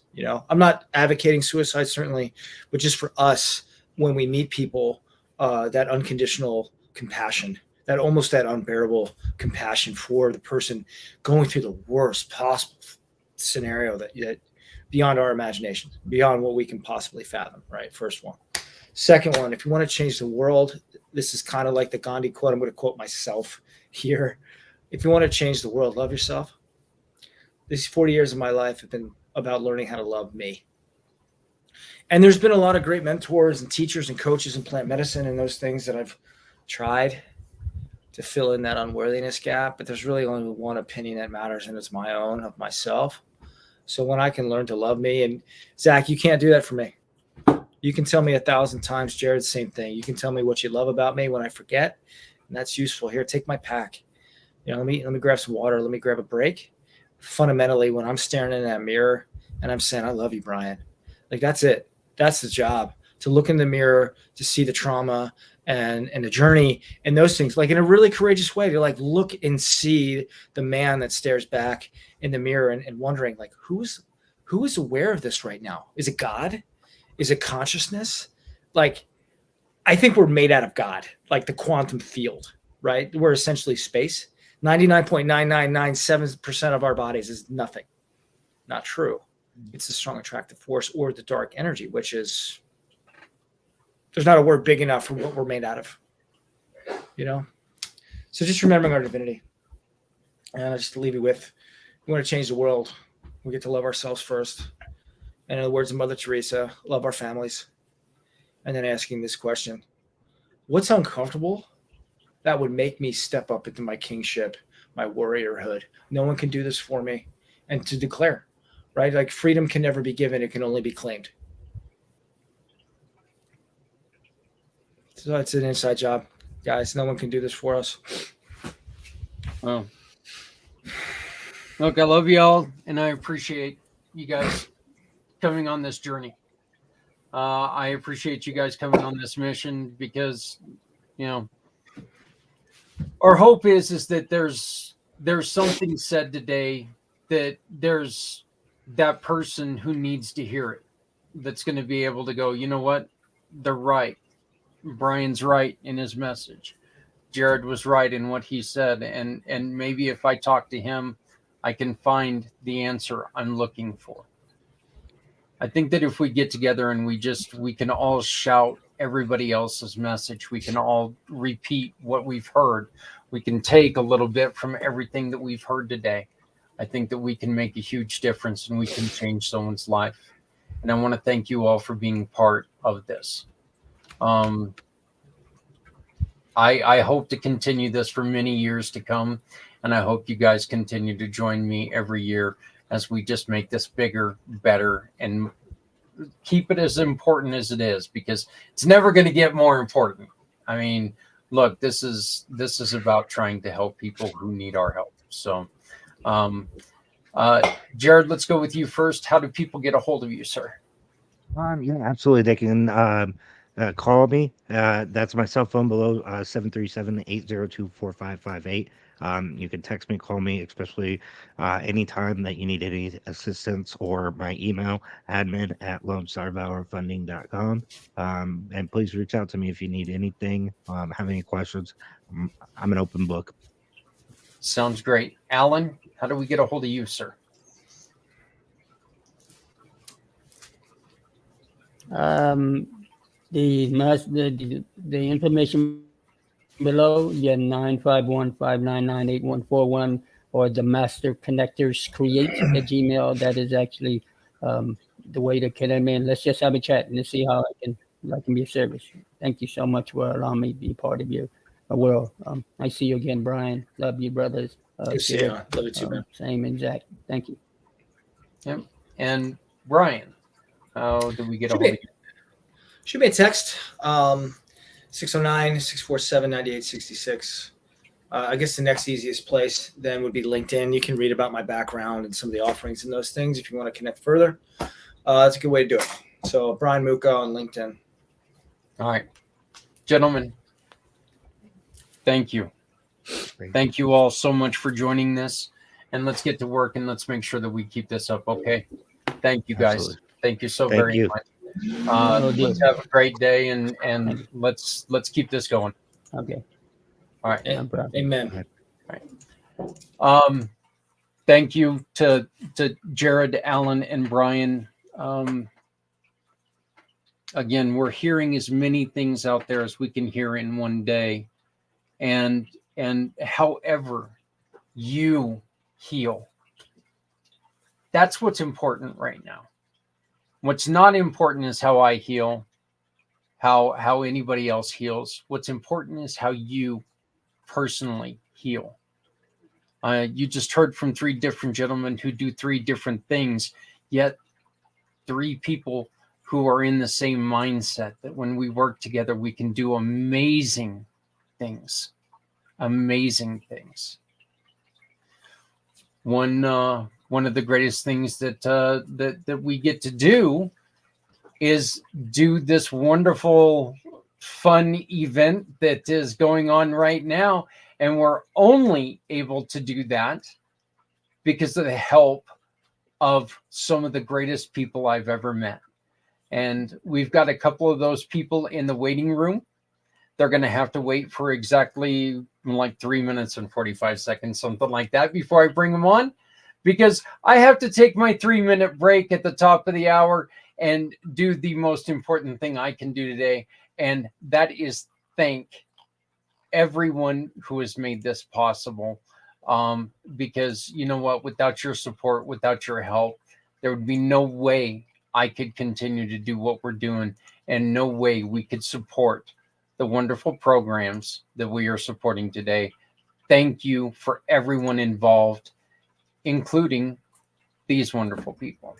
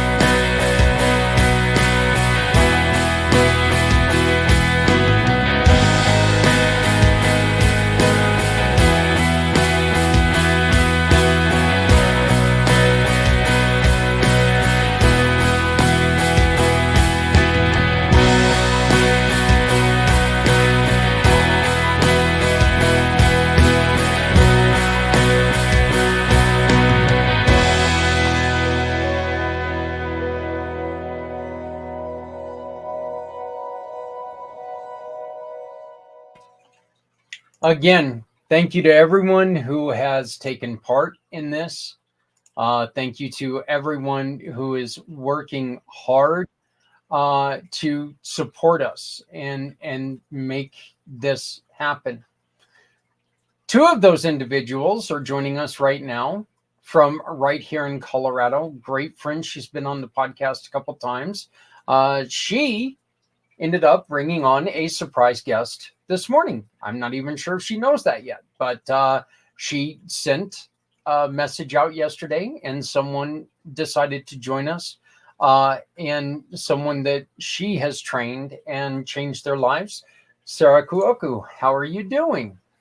I'm doing great, Zach. How are you? I'm doing fantastic. Yes, Patty came on and joined us. Patty. Patty Daigle? Okay. I'm like, who are you talking about? Yeah. She ended up coming on this morning at 5 a.m. here in the mountain time and talking about it. 10-year Air Force veteran. So she came on and joined us. Also Nice. joining us from out in Florida, your insurance bodyguard and mine, Mr. Rob Holman. Rob, how you doing, brother? Good morning. How are you? Well, it's 7 hours in. The internet's working. That's a good sign. So yeah, the first thing that happened this morning, no internet. Comcast decided to go on ahead and update the internet for an hour and a half. For some reason, they had to update the internet. So for the first hour and a half of the show, I'm doing it from a cell phone. I'm not a tiny guy. I don't fit in the cell phone. Well, thankfully, you're resourceful enough to know that you went for, you went for the life preserver, although you can't fit in it, right? So there we go. Yeah, kind of that Tommy Boy thing, fat guy in a little phone, So Exactly. it's one of those things. Sarah, we're going to start with you. Okay. Love your tagline. Let's unzip those jeans. I love that tagline. You work with people's biochemistry with their bio makeup, which and helping them feel better by what they're made up of. Please explain. Okay. Well, first, I'd like to talk about my tagline for just a moment. The full one is enough fooling around. Let's unzip those jeans. And that was actually born out of frustration, because what I do and what, the company I've partnered with, pardon me, we look at a person's health related genes, and we only look at the ones that are actionable, means they are affected. Some people like to say they're turned on and off by our epigenetics. And that's just a big word that includes our nutrition, our exercise, our sleep, our hydration, our environment. It's everything that impacts us as a human being. And I was so frustrated because people just really were like so hesitant to actually, open their minds to the fact that this is real. It's science. It's not anything kind of crazy or out there. It's like, it's all very, very scientifically based. And so that literally is where that came from. But that's what I've been doing for over 5 years now, is helping people support their health foundation. And we say what we mean by that is just helping them get their foundation. So our genetics or our wiring per se, our foundation. So if we can get that stuff solid and address any potential variants we have there, everything else we do on top of that, we just benefit from even more. What are some of the things that the studies do, and what are some of the things that we can change within what you're offering? What are some of the things that can be changed within ourselves to make ourselves feel better? That because we are all unique, we all have our own genetics, we all have our own genetic variants. There's no it's not like drinking an energy drink and saying you're going to feel full of energy in about 10 minutes. I can't say that. Everybody responds differently, but some of the main areas of health that we actually look at. So we look at I'm going to grab something quick because I can never remember all 10 of them. We look at our inflammatory response, our immune response, our ability to detox, toxins that we are breathing in, ingesting, etc. Our gut health, which affects everything. Our methylation, which also affects everything. That's our cellular methylation, our ability for our cells to function like they're supposed to. Our heart health, our healthy BMI, our ability to maintain a healthy body mass index, our energy, our mood, and I think that's all of them. So everybody, I am very heavy in the, I have a lot of detoxification issues. Genetically speaking, in our detox report, I have like all except one of those gene SNPs. And a SNP is just a fancy scientific word for a variant. And so this was really helpful to me. Not only did I feel just better in general, and I had a lot of really amazing things happen that I was not expecting from taking a supplement. But it also pointed me, the information that we provide also pointed me to the fact that I need to focus more on my detoxing and avoiding and also taking care to do things that help me detox. Okay. Oh, that's great. And Rob, I don't, I mean, it doesn't look like you work out much, so I don't know if any of this is triggers or anything. I saw a YouTube video. Yeah. Rob, you used to play. You played college football, and obviously you care a lot about nutrition. Is there anything that you're hearing that is new to you, or even interesting to you when it comes to health? Actually, yes. There's a product out now. It's called Synergy, and recently I started taking the nitrous oxide supplement, and then as well as there's a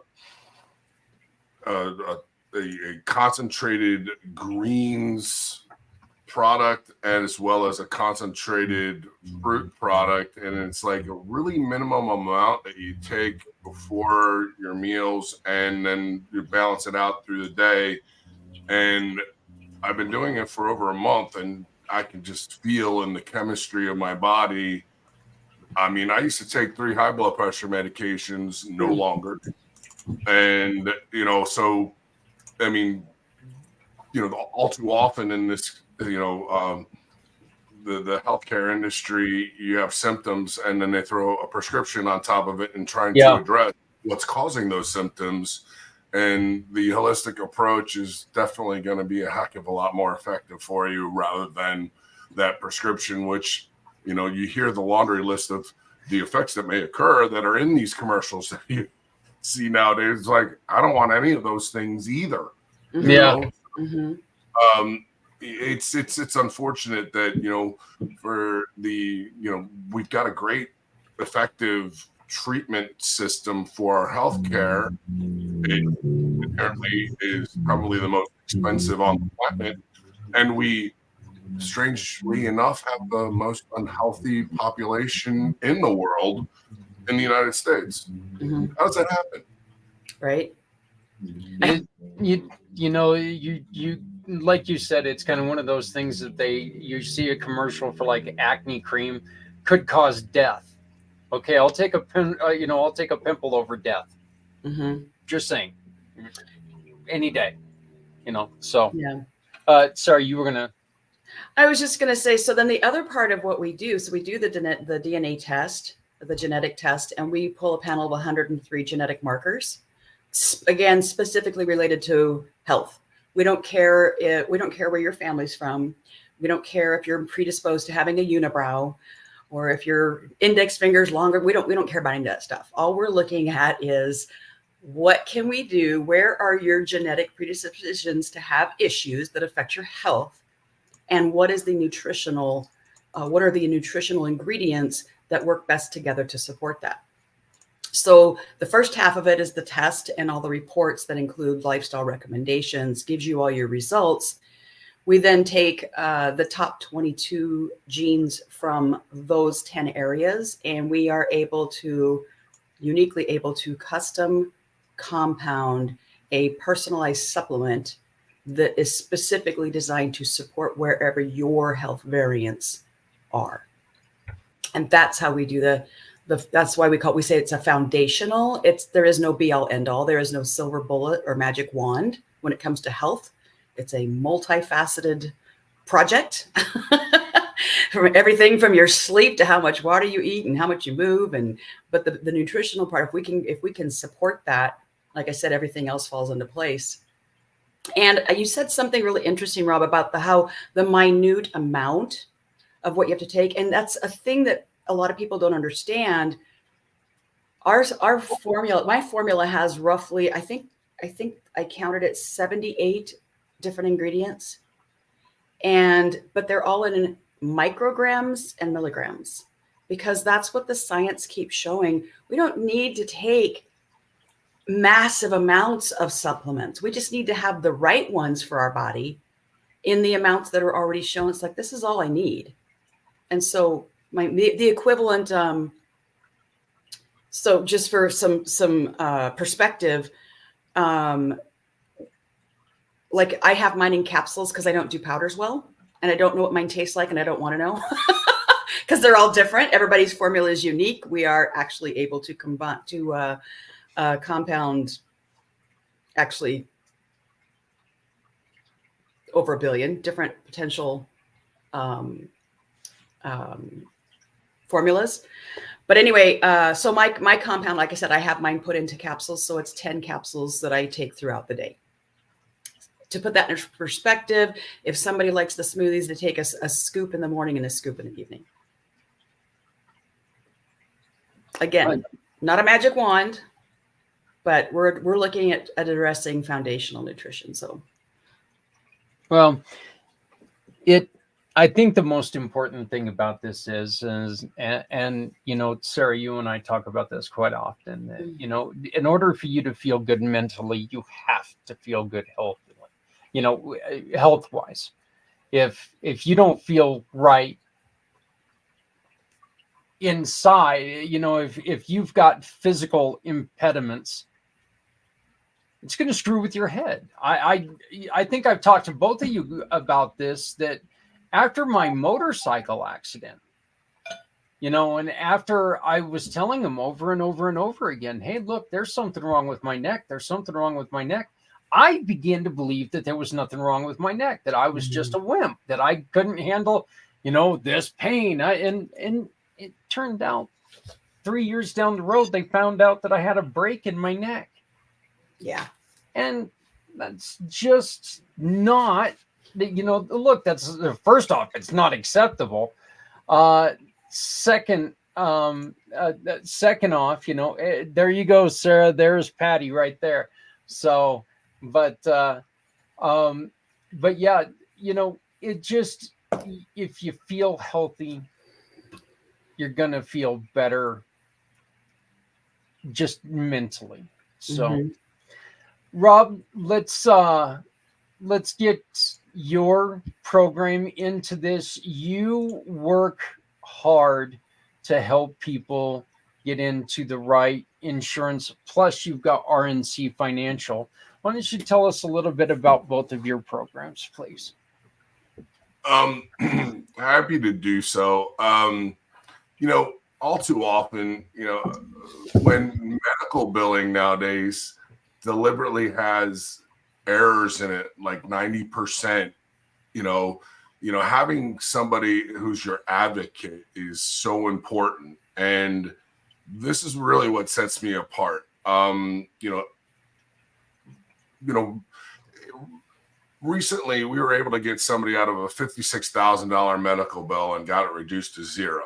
Now, that has nothing to do with the insurance plan that they were on. It has everything to do with my wife and I being advocates for that policyholder and just trying to battle back with these billing departments. And really, I mean, you know, regardless of what kind of health insurance you secure, my job is to help you understand what's the best way to use it.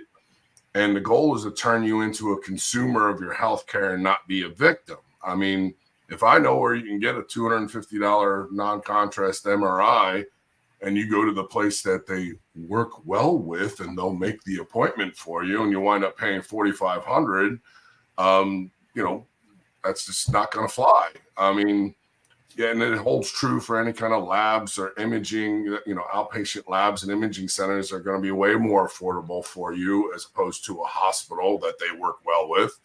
And, you know, so anytime you get, you know, any kind of, we're going to need to do an MRI, we're going to need to do a lab, we try to teach our customers and policyholders to ask for that order so we can actually shop. You deserve to get the treatments, labs, and imaging, but you don't deserve to pay a lot more than what's necessary. And, you know, it's all about, you know, it might seem convenient that they'll set the appointment for you because they work well with them, but chances are they're probably getting a kickback, and it's a huge red flag. Now, with the individuals in the VA, they it's great. Personally, I think that everybody that's qualifies that served our country should be getting any doctor, any hospital, and kind of like a PPO network where they can go anywhere they want to go and get treated and getting taken care of. It's unfortunate that a lot of times they have longer waiting periods than most individuals do, and that's just unfortunate. But I tell everybody, all health insurance sucks. It's my job to make sure you're in the one that sucks the least for you. And really, let's you don't want to pay a lot of money, neither do I. And really, I just want to be empathetic for people. And I don't work for an insurance company. I'm a broker, so I work for my policyholders. I hate to be sold just like everybody else does, and I try to empower my customers with the knowledge to understand, how a plan would be right for them based upon what they told me when I did their initial needs analysis. And, ultimately we just take it from there. And then, it's unfortunate because, I don't know if anybody's noticed all those private practices that used to be prevalent all over the place. They've all disappeared. And now there's these large hospital groups with the placards on the outside. They buy it up. They're buying up all these, the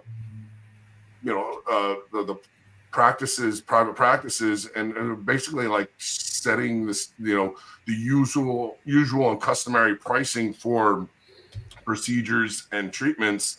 And it's unfortunate, but they're also, as they're getting, the billing departments are being taught to actually, and regardless of whether or not it's needed, there's like you have so many MRIs, mammograms, ultrasounds, x-rays, labs that you need to make sure that you're ordering. So it's almost like your patients are your farm animals and you need to get the wool, the milk, everything from them. And it's unfortunate, but that's really what it's coming down to. Now, granted, unfortunately, if you're healthy, you're useless to the healthcare industry. I mean, you have to have a sickness or an accident in order for you to be useful. And sometimes, there'll be doctors that, might. And listen, I didn't go to school for 8 years, but I'm going to ask a lot of different questions in order to determine whether or not I'm being taken for a ride or not, Yeah. Because sure, we've had those doctors that continuously do test with no, or what's the end game here? Why do I keep taking these tests, And I tell everybody, there's 5 questions, do I really need this test or procedure? Because the tests are really going to determine what the diagnosis could be. Now, the other thing is, what are the risks for doing the tests? Are there simpler or safer options? And what happens if I don't do anything? But the most important question, and a lot of people fail to realize, is how much is this going to cost? And I mean, you're entitled to ask those questions. You're entitled to get your answers for them. And if they tell you the cost, if it seems excessive, it probably is. And, you just, you have rights as a patient, to get itemization of charges for any kind of treatments or, visits that you have. And we try to help our customers, actually hold account for people. I had a young lady who went to, it was a weekend. She had an upset stomach. She went to the urgent care, and there was a PA working the weekend there, and she was upset stomach. She was, oh, you might have diverticulitis. And, I'm at the beach at a party, and I'm like, she calls me up. She's like, the urgent care said I needed to get a CT scan. And I said, well, all the outpatient imaging centers that you can get a CT scan for $150 were closed and wouldn't be open until Monday. And she couldn't wait. So she went to the emergency room, spent 45 minutes in the emergency room, got her CT scan. Results were inconclusive. There was nothing determinate to be the problem. She was sent home, and 2 weeks later, she calls me up. She got a bill for $12,479. And yeah, her jaw dropped, and that was after the insurance took care of everything. And so we went and investigated this a little bit further, and we went to the billing department to see if they could reduce the cost, because their website was advertising that the cost of a CT scan was $150. How do you get from $150 to $12,000, please? Did magic and I guess for the hospital luck. Well, they just, I don't know. I mean, they're going to ask for it. And if you don't roll up your sleeves, they're probably going to get it. Well, I learned that sometimes you can ask for help from the regulators in the state. And this one department, we sent all the information to, and the information about the pricing on the website. And it was the Florida Department of Agricultural and Consumer Affairs. Well, they wound up calling the billing department, evidently, because within a week, I got a call back from my customer on December 3rd, right before Christmas, crying on the phone, going, "What did you do?" And we're like, what happened? She said, the billing department just called up and offered me $200 to settle the claim. And so, yeah. That's why I'm the health insurance bodyguard. You know, you want somebody that's going to advocate on your behalf and try to help you out. And, you know, Merry Christmas. You know, you were rewarded a reduction of $12,279 for a medical bill. And, you know, we were just as happy for the policyholder as she was. So that's great. And then RNC Financial, it's a combination. You know, the insurance business is also, you know, with a financial attribute, as you've understood with that story. You know, it can help you save a little bit more money. But people fail to realize, you know, you can actually turn your debt into wealth if you know, outsmart the banks and by, you know, doing several different things. And really, you know, like I said, everybody hates to be sold. There's an education level of understanding the concept of trying to achieve that and becoming actually your own bank. And you can do that in several different fashions by incorporating index universal life insurance policies. And it's a really nifty strategy that goes on. But really, if you could create a bunch of tax-free income for your retirement, and you're not aware of it right now, and once you see what could the possibilities that could occur for you, you're going to be very, very happy you did. Because I mean, you know, wouldn't it be nice to have $100,000 monthly in tax-free income when you come to retire? And I'll tell you what, the younger you are and you get a life insurance policy, the less costly it's going to be, and the more impact it's going to have on your retirement as well. And I love having those conversations and educating people about that, because, you know, listen, you don't have to do anything. You do what you want. I hate being told what to do just like everybody else does. But think of me as I'm a resource. You know, I'm that fire extinguisher underneath the sink that's full. When you go to use it, it's working on your behalf. So that's ultimately where I'm at. Well, you know, one of the smartest things I've ever heard was the saying that the best day to buy, you know, life insurance or you know, health insurance or whatever it is yesterday, but today is not a bad day to get it either, you know, and tomorrow could be too late. Well, and really, honestly, nobody has on their calendar, you know, hey, what are you doing today? Well, I was thinking about getting in a really big car accident. What do you got going on?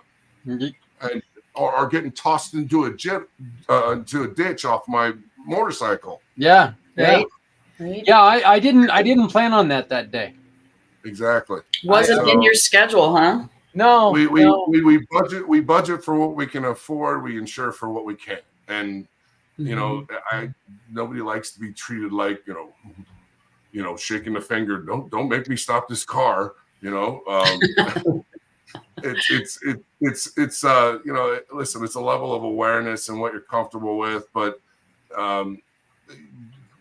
let's be wise. I mean, it would be so much better if in high school we were taught some of these different concepts about, just balancing your checkbook and paying your bills on time and reducing your debt. And then actually, if you could use some different vehicles in order to improve your financial situation, because the amortization schedule on a loan, 30-year mortgage, I mean, the amount of interest they're getting off of you if you just adhere to the bank's guidelines is ridiculous. And I can show you how to pay off your mortgage in as little as 5 to 7 years, and convert that money that you would have been giving to the bank into your retirement. And I mean, you've already budgeted for it. It's just a matter of formulating it a little bit better. And it's great, using technology. I mean, there's an actual software that allows you to basically, if you follow it, it's just like following a GPS telling you how to get to your destination. And just by doing what the GPS is telling you what to do and paying your bills and actually offsetting the money, it's incredible the outcomes that I'm seeing. And people are like, oh my gosh, I wish I would have met you sooner. And it's you know what, it's you don't know what you don't know until you know. And it's unfortunate that a debilitating or a situation that's tragic gets you to open your eyes first, but you can still learn from the people that have had that experience, and use it to your advantage, and just have fun with the fact that you can actually make a difference and leave a legacy for your family as well. So it's pretty cool. Just the overall education about everything too. Yeah. Well, and Sarah, one of the things that I was thinking of when Rob was talking about what they taught you in school is one of the things that you have that are, and your company is proving, is that, there's a lot of things health-wise that we're learning every day, that there are different things that, the genetics are an easy way to tell how we're predisposed to reacting to something, and can teach us things about us before we know them. Mm-hmm. All right. That's a fact. So, I mean, there's so much that we can continue to learn if we just open our ears and listen. Mm-hmm. I know that one of the problems that we face nowadays, and it's a great cause of personal conflict and mental disturbance, is trying to find a job. Our next addition to the event is Emily Chavez. She is a sister in giving, as is Sarah, in the Community Pay It Forward program. Emily, you are joining us from Arizona. How are you doing? Doing good, Zach. Thank you. How about you? You changed up your office a little bit on me. So oh, it's all the kids, This is the office/playroom. Okay. That's pretty funny. I met her when it was Kid Duh, and Kid Duh was just turning 1. So and now it's kids. But Emily, you help place people and try to help people find employees. You and are working really hard to do that. What are some of the biggest problems that companies are having when it comes to hiring right now? Yeah, well, it's funny, that kind of changes, but it also always kind of stays the same. I think in the last couple of years, inflation has presented a lot of challenges, and some employers are quicker to catch up than others to raising their salary ranges. And so the employers that can't, or that just haven't yet, they often will struggle to compete in in the competitive environment that we have right now. So that's one big thing. I would say also, for depending on the type of job, there's definitely some struggles with people, no showing interviews. I'm sure everyone's heard about that, especially for more entry level jobs. People are, and I encounter that unfortunately even in mid level jobs. People just no show a Zoom interview or even an in person interview. So those are the things that I hear the most often right now.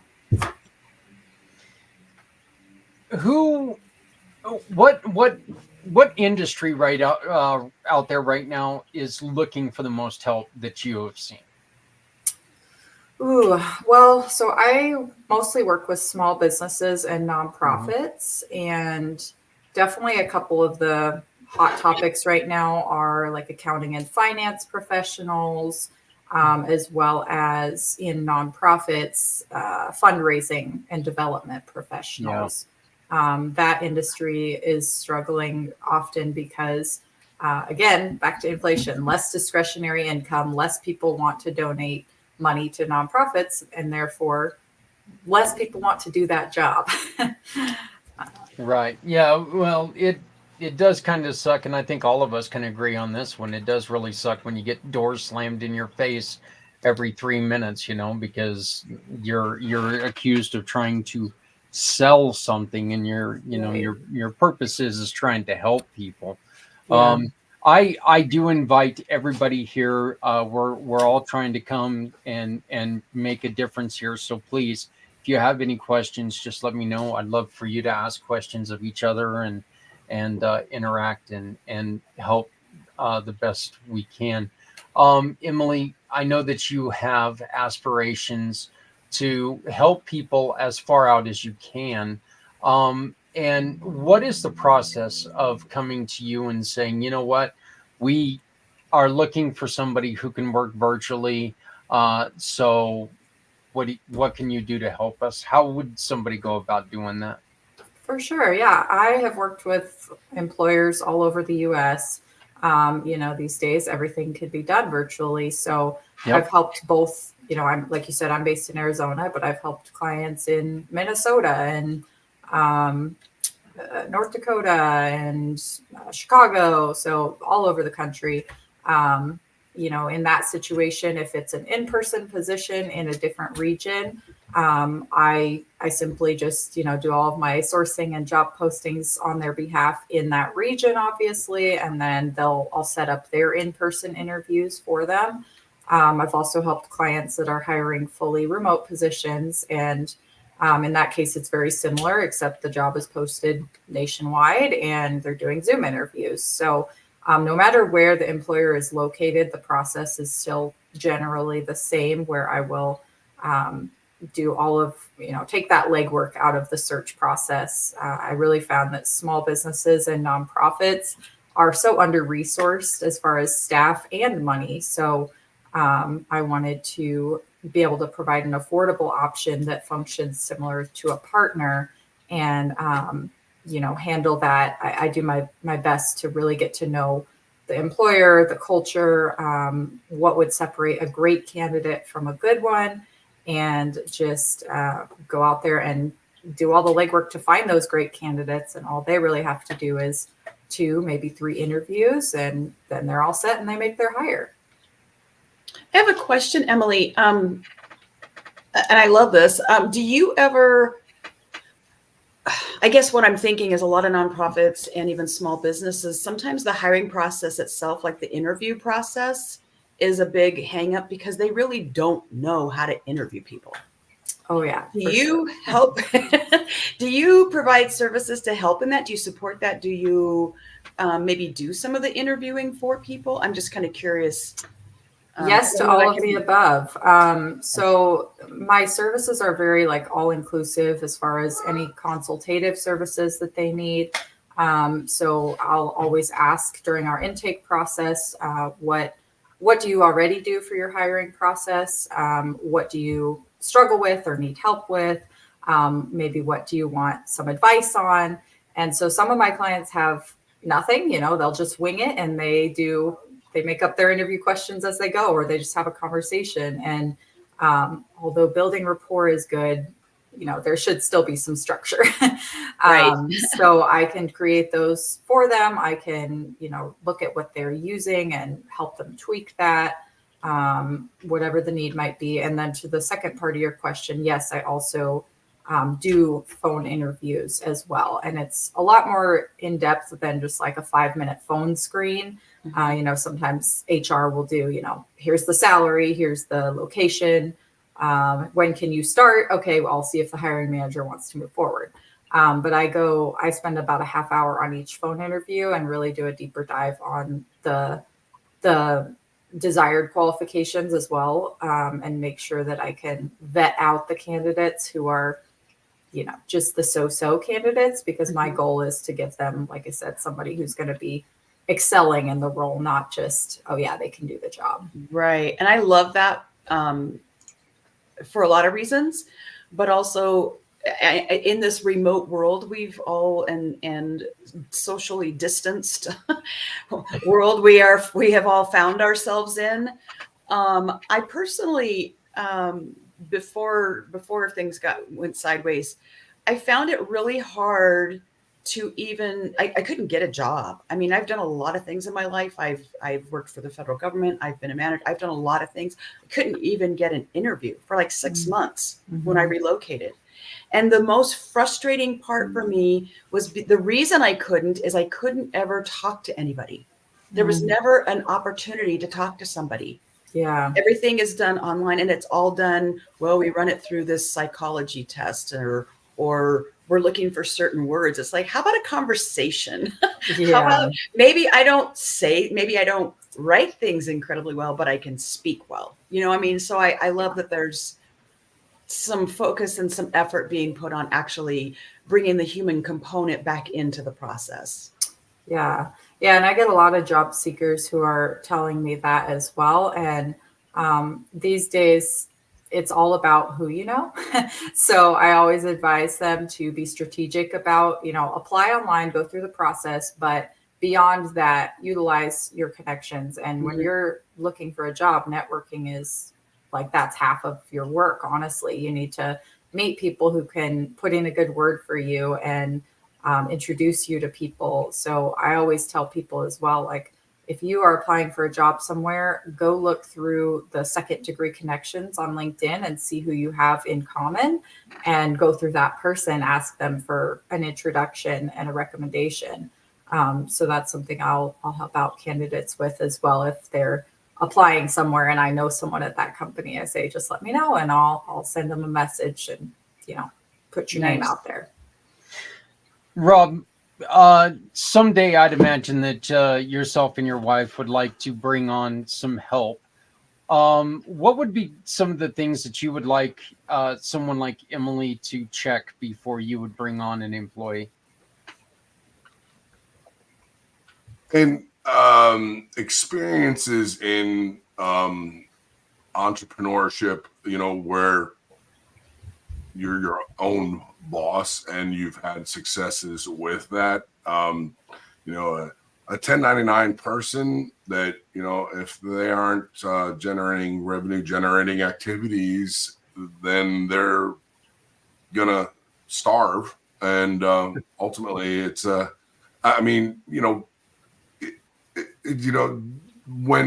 it depends, on the position that you're in, but, being able to take direction and, following that direction.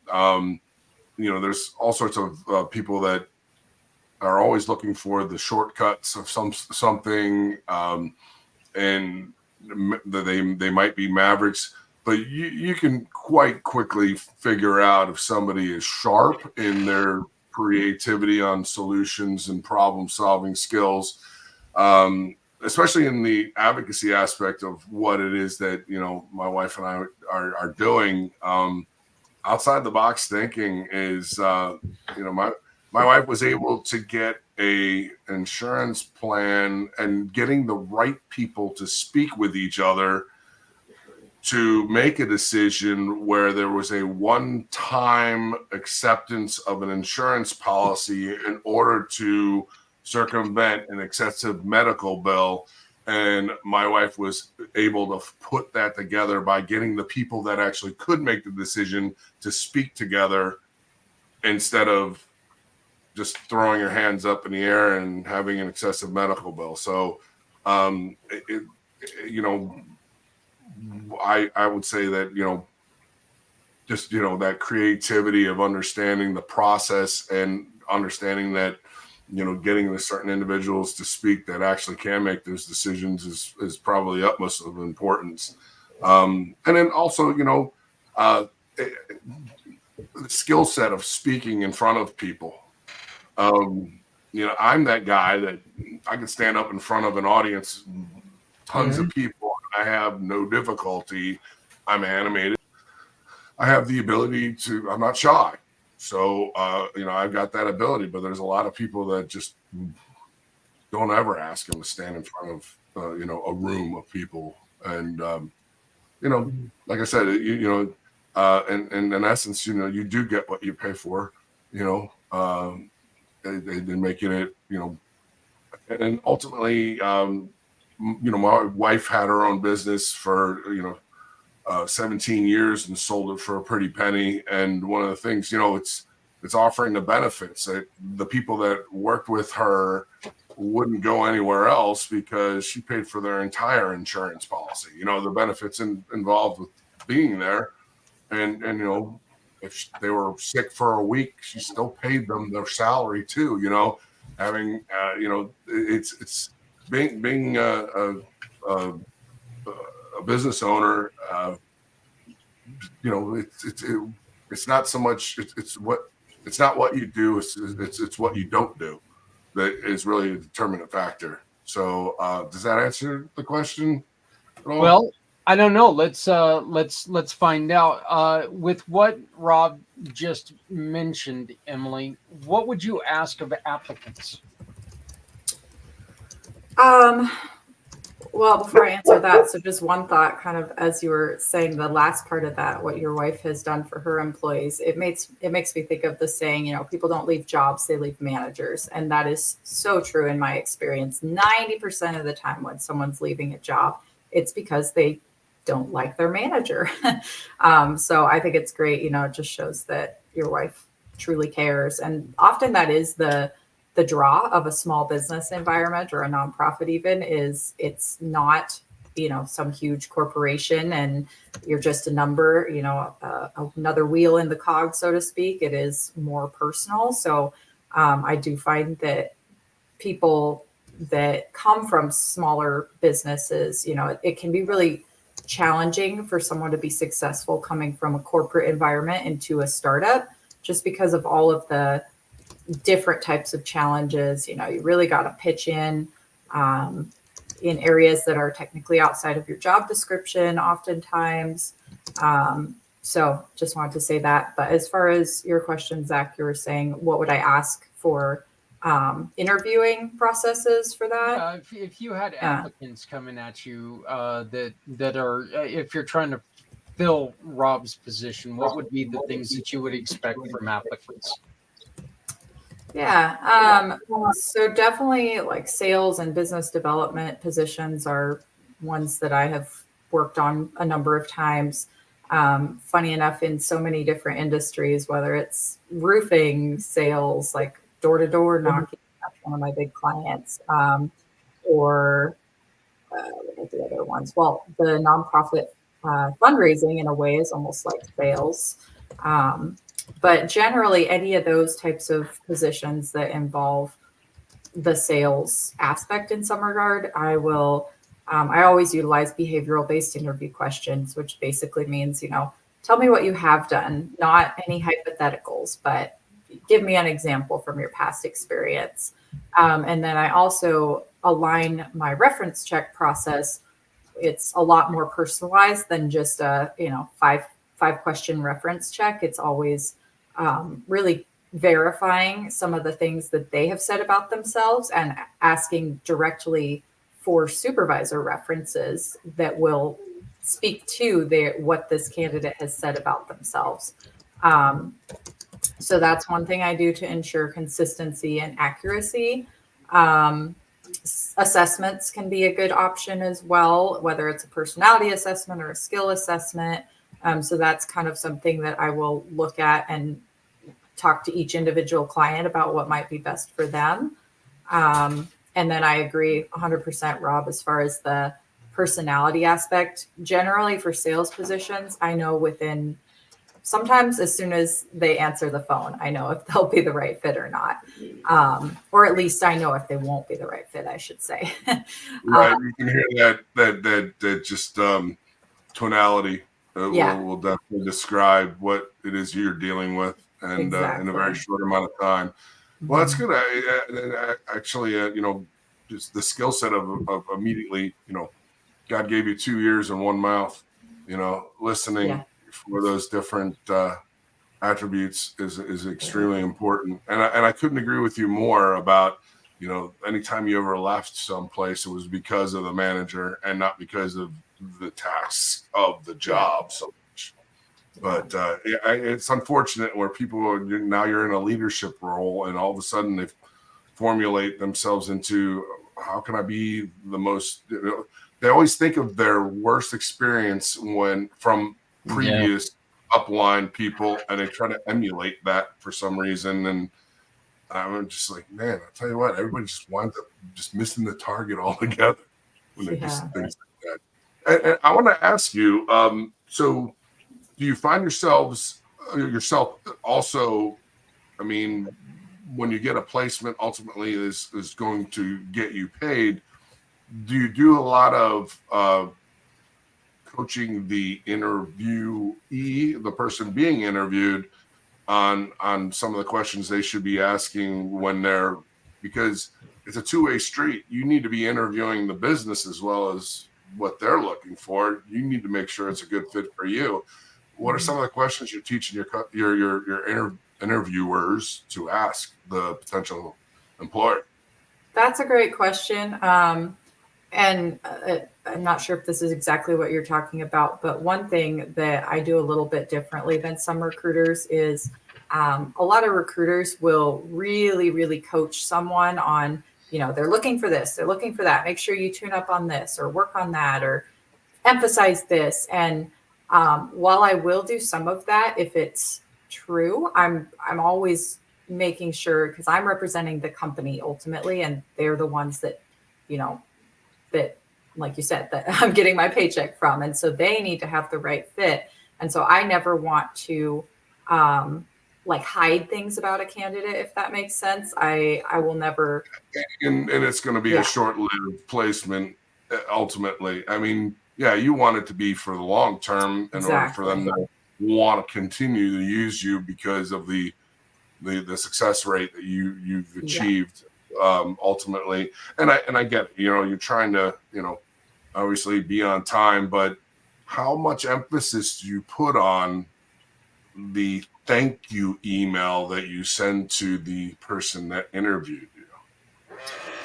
And do you tell them about doing it, or you leave them hanging to see whether or not they're sharp enough to recognize that? Yeah, I mean, often I think that is something that a good candidate will innately know that they need to do. And so I want to test the waters and see if they're going to take that extra step. And some clients, like I've had clients tell me before that they will not hire someone unless they on their own preemptively send that thank you note. And so that can take a while unfortunately. You would be surprised how many even salespeople don't send even a one sentence thank you note after an interview. But yeah, I've had situations like that. And no, I will not tell the candidate that they have to do it. Because I think that if that is something the client is looking for, the initiative, I want to see if that's a genuine thing coming from the candidate. Right. It's unfortunate because a lot of these qualified people that, they're like, well, this person and this person, I mean, they're neck and neck, but this person sent the thank you and this person didn't. Mm-hmm. Now all of a sudden that's, boom, that other person just went to the top. Yeah. And It's something Yeah. as simple as it's sometimes it's the little things, unfortunately. Absolutely. Well, and take note, all you job seekers listening today. Well, that's kind of what we're looking to do. We are just trying to, solve a few of the problems out there. And that's the reason why I love having, different guests on. Every single one of us come from a different area. That's exactly what I said at the end of the last hour. Each one of us comes from a different area, and each one of us looks at the world a little bit of a different way. But if we put our heads together, maybe we can answer questions that people have. And even if we stumble across the answer, or we're able to teach somebody how to approach looking for a job, make sure, I think one of the lessons that I've had that I found just beyond invaluable was something called transferable skills. And it's where hey, you know what? One of my duties in this restaurant was, sweeping the floor at the end of the night. Well, I've got janitorial skills. And it just kind of opens up a whole new world to what, and possibilities of being hired. So are you ready yet, Sarah? Are you ready to answer this question? So,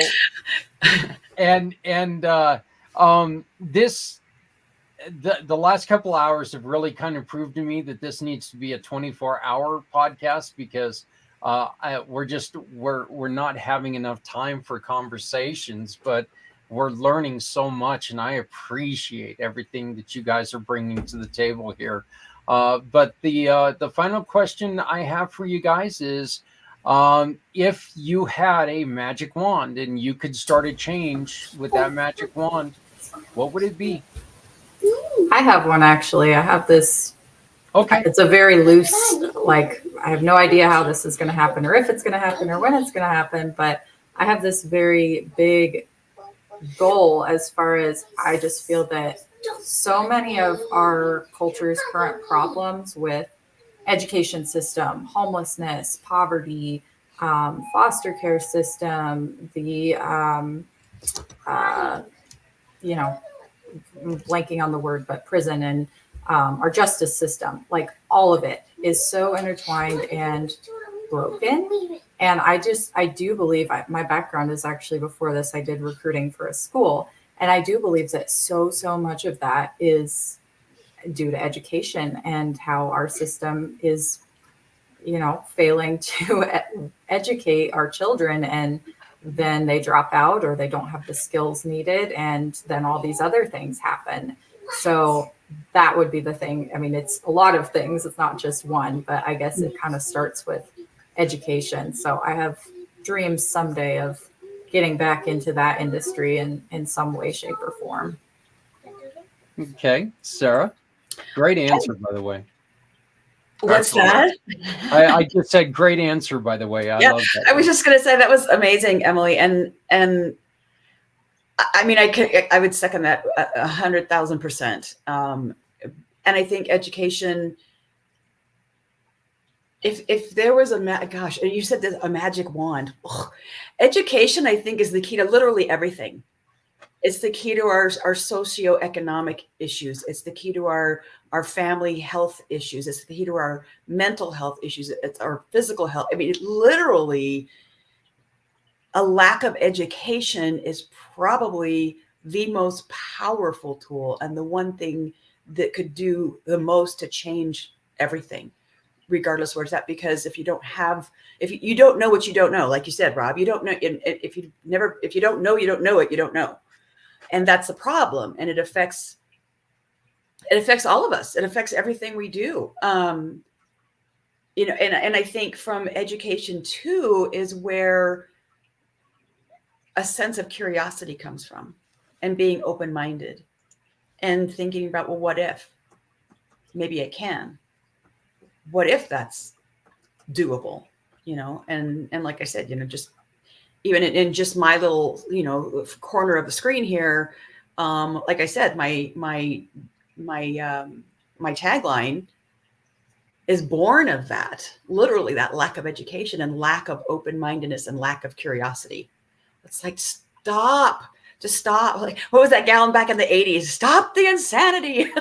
Yes. It's like, stop thinking you can't, stop thinking it's not possible, stop thinking there's no hope. There is, but you have to be able to, you have to be willing to be open to it, which means you have to be willing to be educated. So I love that. Emily, that was perfect. And Rob? And if I can go, I'll tell you, technology, it's pretty cool. It's interesting, but I'll tell you, growing up in, the 80s with a mullet and stuff, I didn't have a cell phone. I didn't even have a pager, but there's a bunch of people that are the youth nowadays that, they never experienced customer service before, because all this technology now that we've got, you can text them, you can email them, you can do all these other things rather than getting on the phone with them and having a conversation and actually delivering customer service. And in the industry that I'm in, I think every medical bill should have an itemization for each code that was used, with the designation and the, procedural code determining how much you charge for that. So an itemization of charges should be going with every medical bill, so that way you can see whether or not is it true or is it false. But that's customer service to the patient, and we really didn't have to worry about this stuff way back in the day. And with all the technology around that's going on with the youth, I mean, I'll bet you there's the people born in 2000 have never ever experienced customer service, because it just wasn't, the customer always being right was that mantra we grew up with in the 80s, and it's disappeared. And unfortunately, I would love for it to come back. Bring it on. And now, Rob, because you said that, the one thing that if I had a magic wand, I'd like to go back and see Rob with his mullet and parachute pants. Just saying.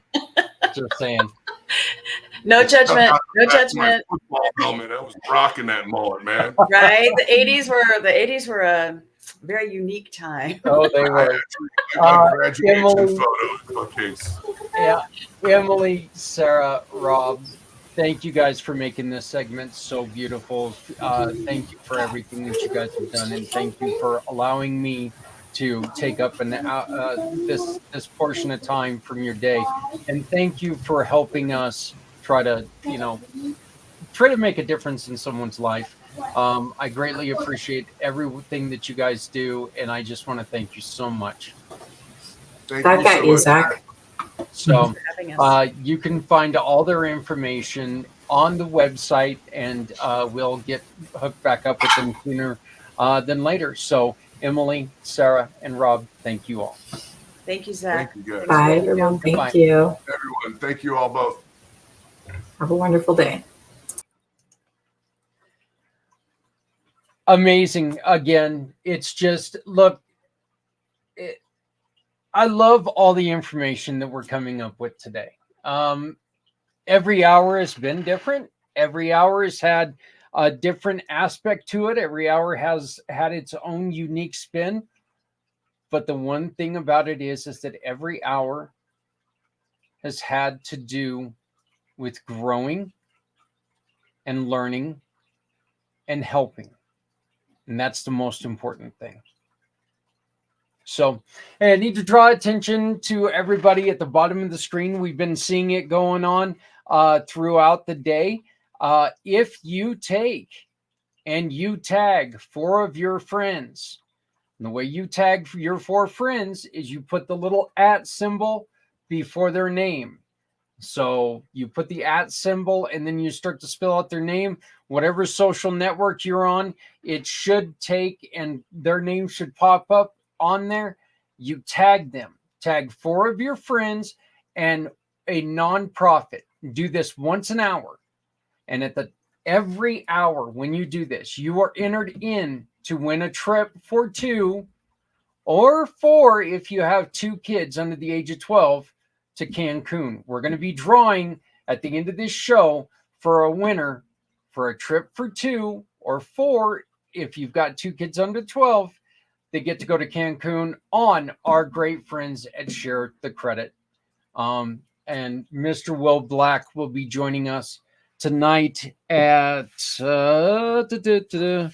my schedule's starting to get a little blurry already. So at 9 p.m. Eastern, so 7 right here in the mountain. But once again, I want to say thank you to Rob, to Sarah, and to Emily. You were great. I appreciate it, and everything that you guys suggested and answered. Even that uncomfortable question I'm going to throw out every hour. This is the time of the hour that I get to sneak away for right around 3.5 minutes. Go and stretch my legs real quick, and then we're going to come back and we're going to talk about connecting and animals. We've got Taki Hicks and Debbie are waiting in the green room right now, and we're hoping to get the group from Tags and Dogs of Wyoming training companion dogs for our vets and so much more. So please stick with us. Again, I want to take this real quick minute to shout out everyone who is a part of what we're doing, who has had a part in putting this show together. Without your help, I could not be here. So please make sure that you share this program out. When we get back, there's going to be a QR code up in this corner. Make sure that you jump on that QR code, share it to all your friends, bid, donate, do whatever you can, because these nonprofits that are going to be mentioned in this little promo, they benefit when you participate. So thank you to everyone who is helping me put this together.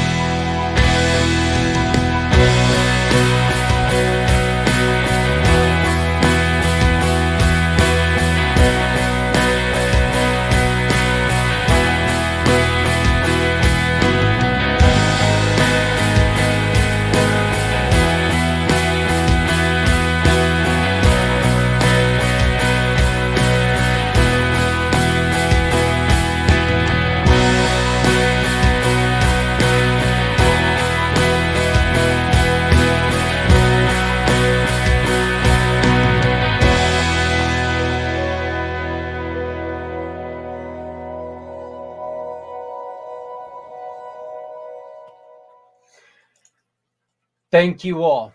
Thank you, everybody who's commented. Thank you, everybody who's participated, who's watched.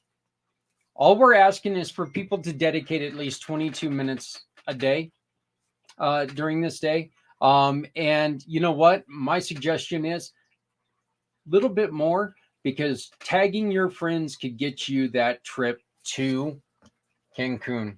And all you got to do is tag your friends and one nonprofit. Give that nonprofit all the love you can. Make sure that people know that they're there. That's one of the best things that you can do for a nonprofit. You can get people involved by asking them to scan the QR code in the corner.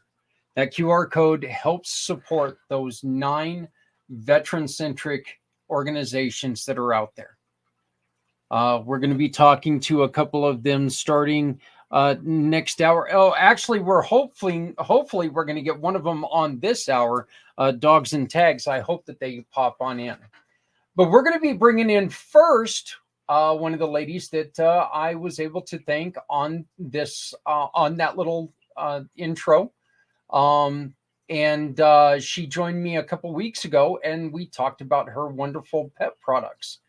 I would like to introduce you to Debbie. How you doing, Debbie? I'm great. How are you, Zach? Real excited to be here. You know what? I'm thrilled to have you here, because the products that you have can help in so many ways.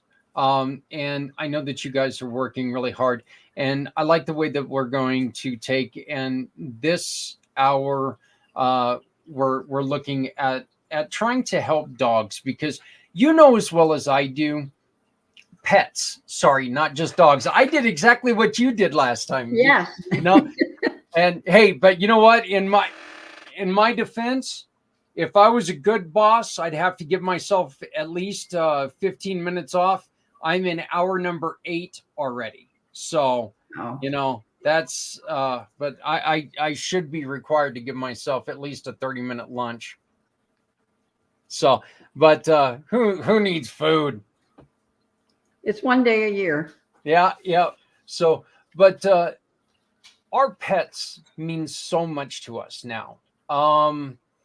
You know, there's so many things in this world that can go a little kerfluffle on us, I guess is the best way for me to put it. But our pets are always there for us. We need to keep them healthy, right? Yes. So why don't you do me a favor and tell us a little bit about what you've got going? Okay. I wanted to introduce. Do you have the picture I sent you? Is there any way to get? Yeah, that? I'm trying to pull it up right now. Sorry, I've been. Oh, you know what? This picture reminds me of something, and I need to take just a real quick second to do this. Douglas County here in Colorado lost a deputy sheriff yesterday to a traffic accident. Our hearts, our minds, our thoughts are all with the Douglas County Sheriff's Office and all of the law enforcement there in Douglas County, his family, his loved ones, his friends. My heart goes out to you. It was a traffic accident, to the best of my knowledge. I don't know a lot about it, and I'm not going to release his name because I don't feel like that's my area to do so. But I do want to send our heart, our love to Douglas County Sheriff's Department for your loss, the loss, and the family and friends. So sorry to take away from your time there, Debbie, no but and you'll see why I remembered this in just a second. But yes, so to Douglas County, our condolences and our hearts are with you. Yeah. So while Zach is, oh, there it is right there. So Jason Higgins is a connection of mine on LinkedIn. He's the Public Service Information Officer at Plymouth, Massachusetts Police Department. And this is the handler of Eamon, who is Greg. And Greg, as you can tell, taught Eamon how to salute. And Jason posted this almost a year ago. I've had it in my photos. I just love it. And I thought that this was a great way to introduce our segment today, because service animals are so important. I believe that this one is more of a emotional support service animal. I could be wrong, but from the little clip that I read there, I think that is the case. In my case, I live in Southern Arizona. When I think of service animals, I actually think more of drug sniffing dogs, because obviously we have a lot of issues. But gosh, how many times have we seen on Facebook or on LinkedIn the pictures of the dogs who had service longer than their handler, and then the handler was going to be able to take them in for their forever home? I'm going to cry. Yeah. I just think those are so wonderful. We want our pets to live a long, healthy life, but we want it to be a good quality life. And that's what we're all about, is discovering some things about the products that I carry. That's what I want to accomplish today. Everybody's heard about mushrooms lately. They're the big thing.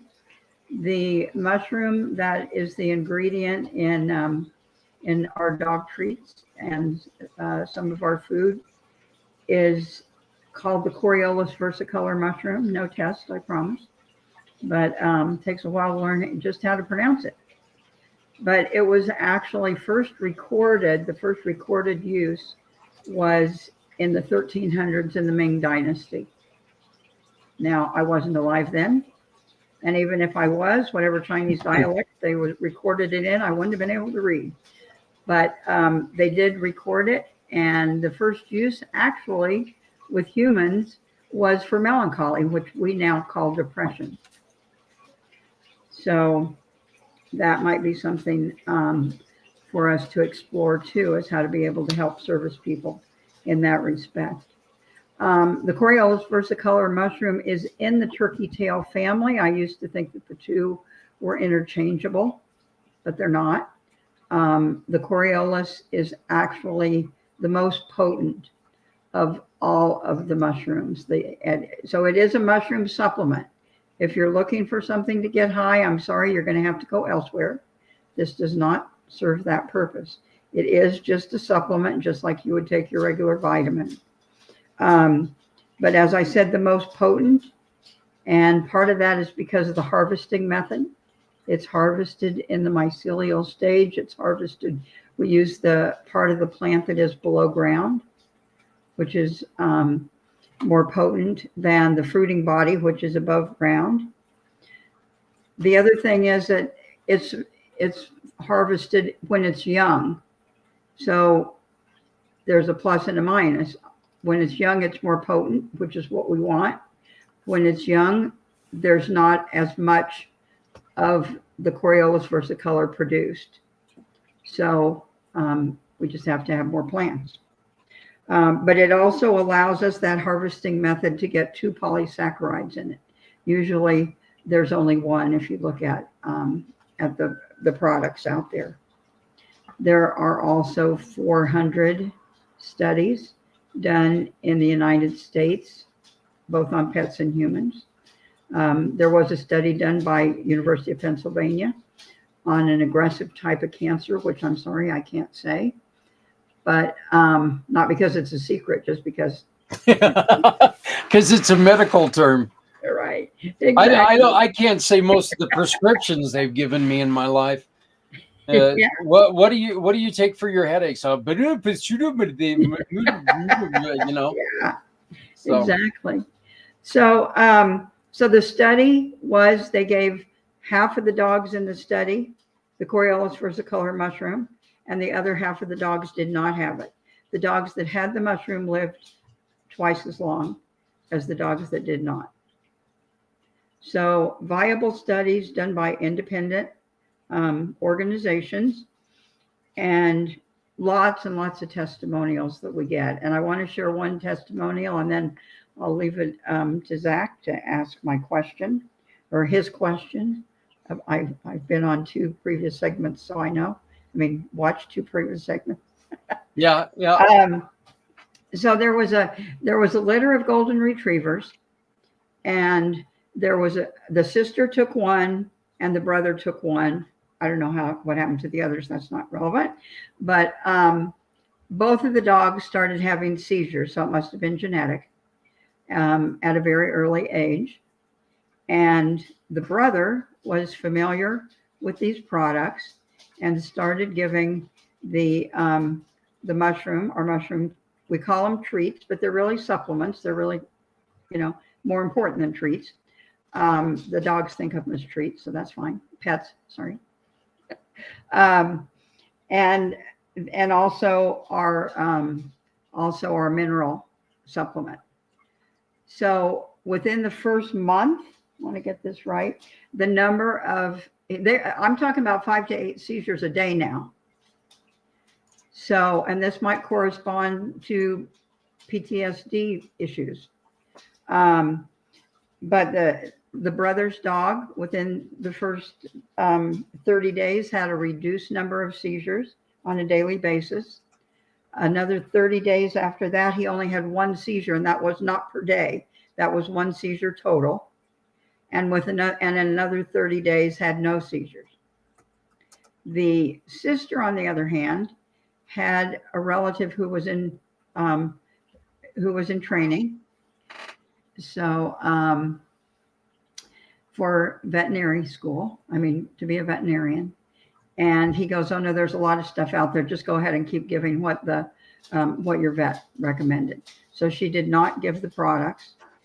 Her dog continued to have seizures. And at the end of a year, while her brother's dog had been seizure-free for quite a while, she finally decided that she needed to try the mushrooms. And she did. And she basically had the same time frame that he had, where reduced the first month down to 1 or 2 seizures the second month, and then after that, seizure-free. So that's just one example. The reason that we have one product that, or one ingredient, I should say, in various products that works positively on the immune system is that is what it's designed to do, to give you immune support to the level that your body can heal itself. We're not curing anything. We're allowing the body to heal itself. So if anybody on here has any suggestions for what I can do to reach the community that would help service animals, I would love that, because again, we want them to be able to cure themselves of whatever ails them, and would love to be instrumental in that. Well, maybe a couple ladies that might have a question or two for you are our next additions. It's our dear friends from Dogs and Tags Wyoming. They are one of our mission partners that we are raising money for on this venture. So I would like to bring you Paula and Candace from Dogs and Tags. And who do we have in your arms? Lucy. Lucy. Okay. I was kind of spying on you in our little window, and that little tail was just going around and around and around. Yeah. It looked like, it kind of reminded me of one of our dogs. That tail gets spinning and around, and if you walk in front of it, you're going to bust a leg. Our tail just gets moving. So, but how are you doing, ladies? We're doing great. We're glad to be here today, and we want to thank you, Zach, for asking us to come on and allowing us to, give awareness to service dogs and let people know that we're out there to help in any way we possibly can. Yeah. Well, Debbie is joining us, and Debbie has a product that helps dogs with a natural healing aspect. Debbie, you were just talking about seizures and stuff.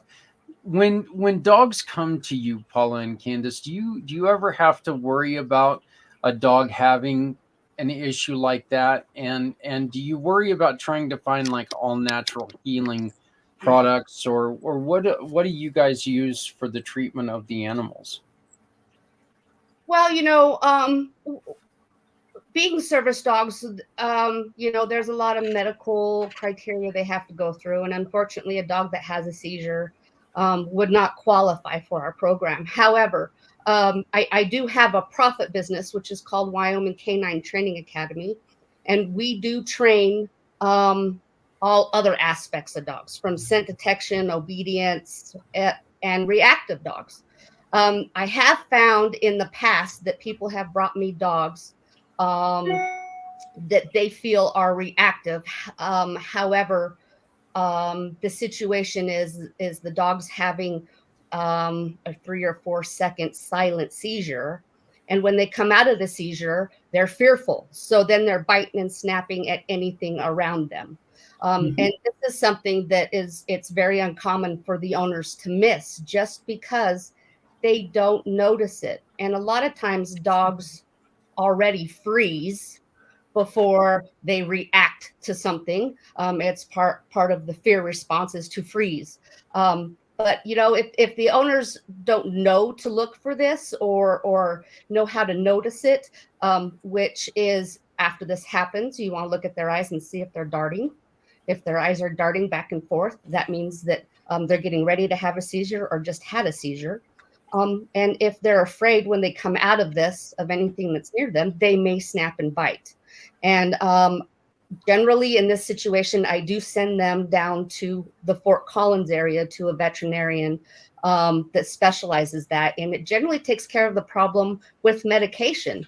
But I think it's amazing that there is an all-natural medication out there for these people and these dogs. It's just like us humans. We would rather take natural supplements than going to the doctor and taking a bunch of medications that are killing our liver and doing unhealthy things to our bodies. And we are firm believers in CBD over trazodone. A lot of veterinarians like to just give their, overactive dogs trazodone. Try a little CBD. It's natural. And that's something that we really, really push our clients to be open to, for sure. Yeah, and we have also seen like pre-probiotics help with reactive dogs. Even the trying the hemp, the CBD with the lion's mane, the mushrooms. So that's becoming a new, more of a product and stuff. And it's, not just helping humans, but, dogs as well. So yeah, we're big firm believers, in that stuff that, that's more natural, that, that's not going to have, side effects and, cause more problems and stuff like that. But us as trainers, that's what we try to look for, is the whole problem. Why isn't this dog? Uh-oh. So sorry about that. I don't know why you guys blanked out there. That's okay.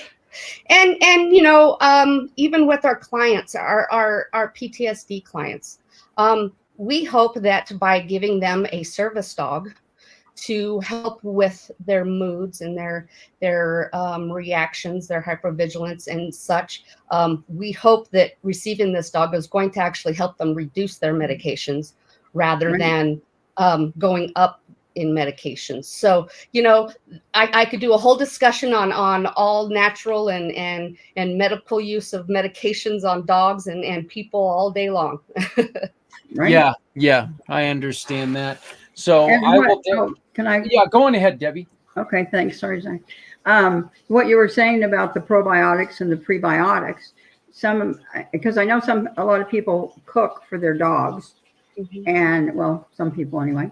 But then if they don't add that, they're missing it. So that's one thing that we also have in the dog food is the probiotics and the prebiotics, so that it's already mixed in. So just wanted to get that out. Yeah, I would. I will definitely make an introduction to you, to this group.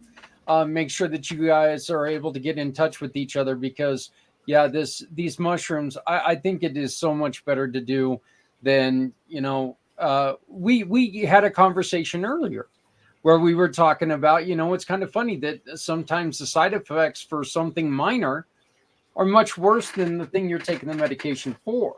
Mhm. Are we finding that the same problem with our animals? Yeah. Absolutely. It Absolutely. may stop itching, but they might lose a leg. Yeah, like trazodone, it's going to calm them down, but they're going to sit in the corner and drool. You know, Yeah. Let's give them a little CBD and calm them naturally. It's like melatonin with a kick.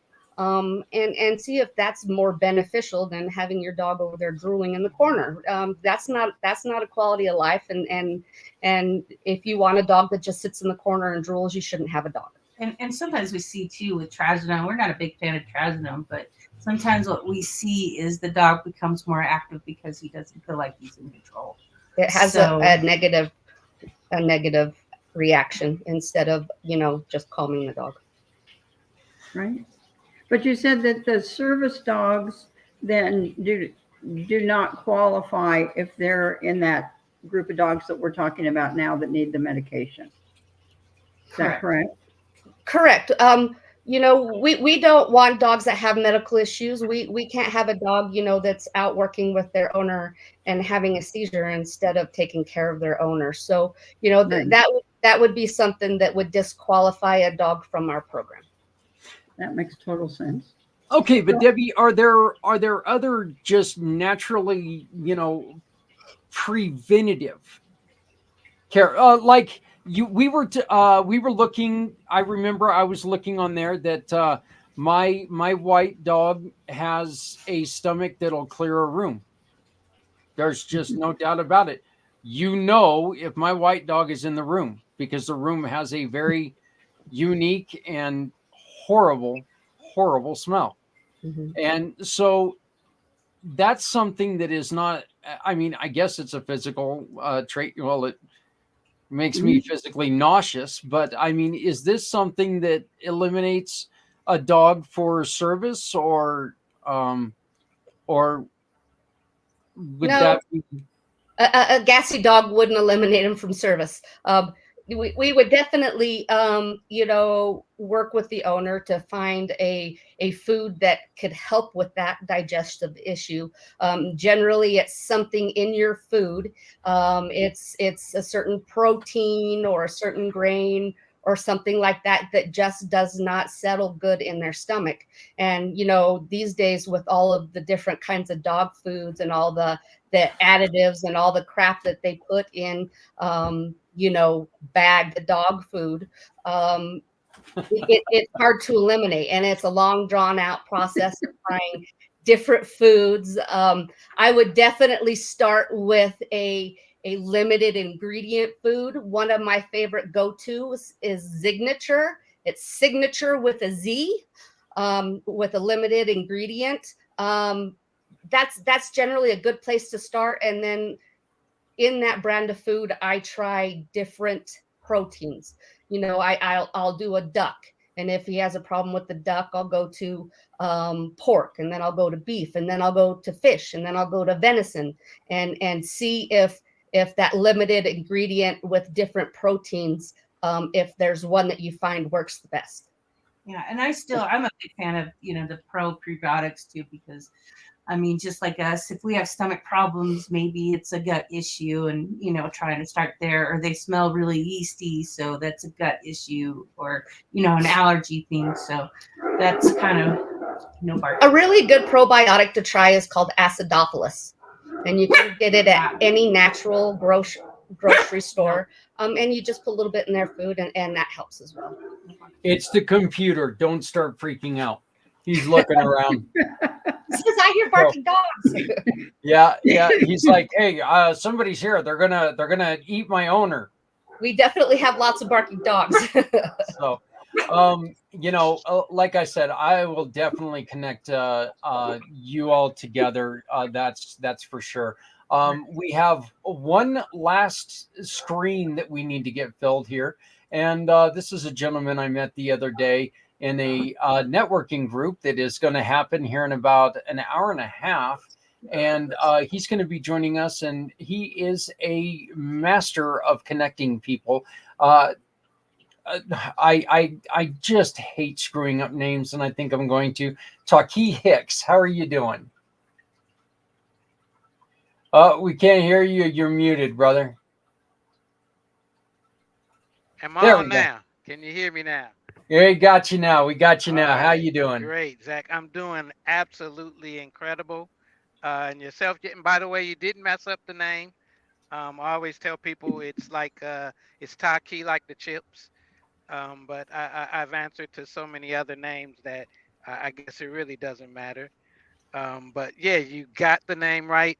And first of all, I just want to definitely say, man, I am really feeling this, uh, what you're doing here. I've been in backstage, and of course, I do non-emergency transportation, so y'all forgive me, I'm driving, but I've been in the backstage listening, and man, the information and the people that have come on here have been absolutely incredible. I really thank you for this, Zach. It's a thing that comes from my heart, which is connecting, and hey, I think you might be the master at that right now.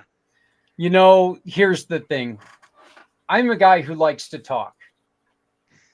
People have told me that I'm really good at it, and I really shouldn't be.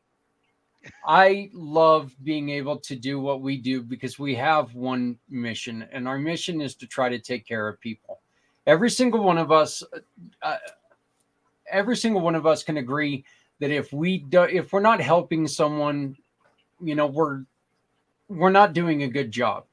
And I think that's the reason why every single one of us is signed up to do what we're doing here, and trying to help people.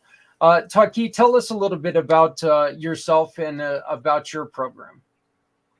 Yes, sir. Yes, sir. So, as Zach mentioned, I consider myself to be a connector. I believe connection is everything, and I experience that everything is connected. That is a short version of my story, which my story begins with my military experience, actually. Coming into the military, I was coerced. Maybe that's a harsh word, but my father said it's a great time to join the military. We're at a time of peace, and you can learn a trade and get on with it, get on out, get in, get out. So I remember those words echoing that we're at a time of peace as I sat in the mess decks and watched the television where our president declared war. And I remember thinking, oh, well, you know. Yeah. And it's we were already in Desert Storm, and it's almost like instantly when he said that speech, you heard all the guns going off, and I came to reality of what was actually happening in my life. And I'm sure some other veterans can agree, if you've experienced war and most of your life you've probably been kind of myself. I'm anti-war. I believe we can all just get along and settle things peaceably.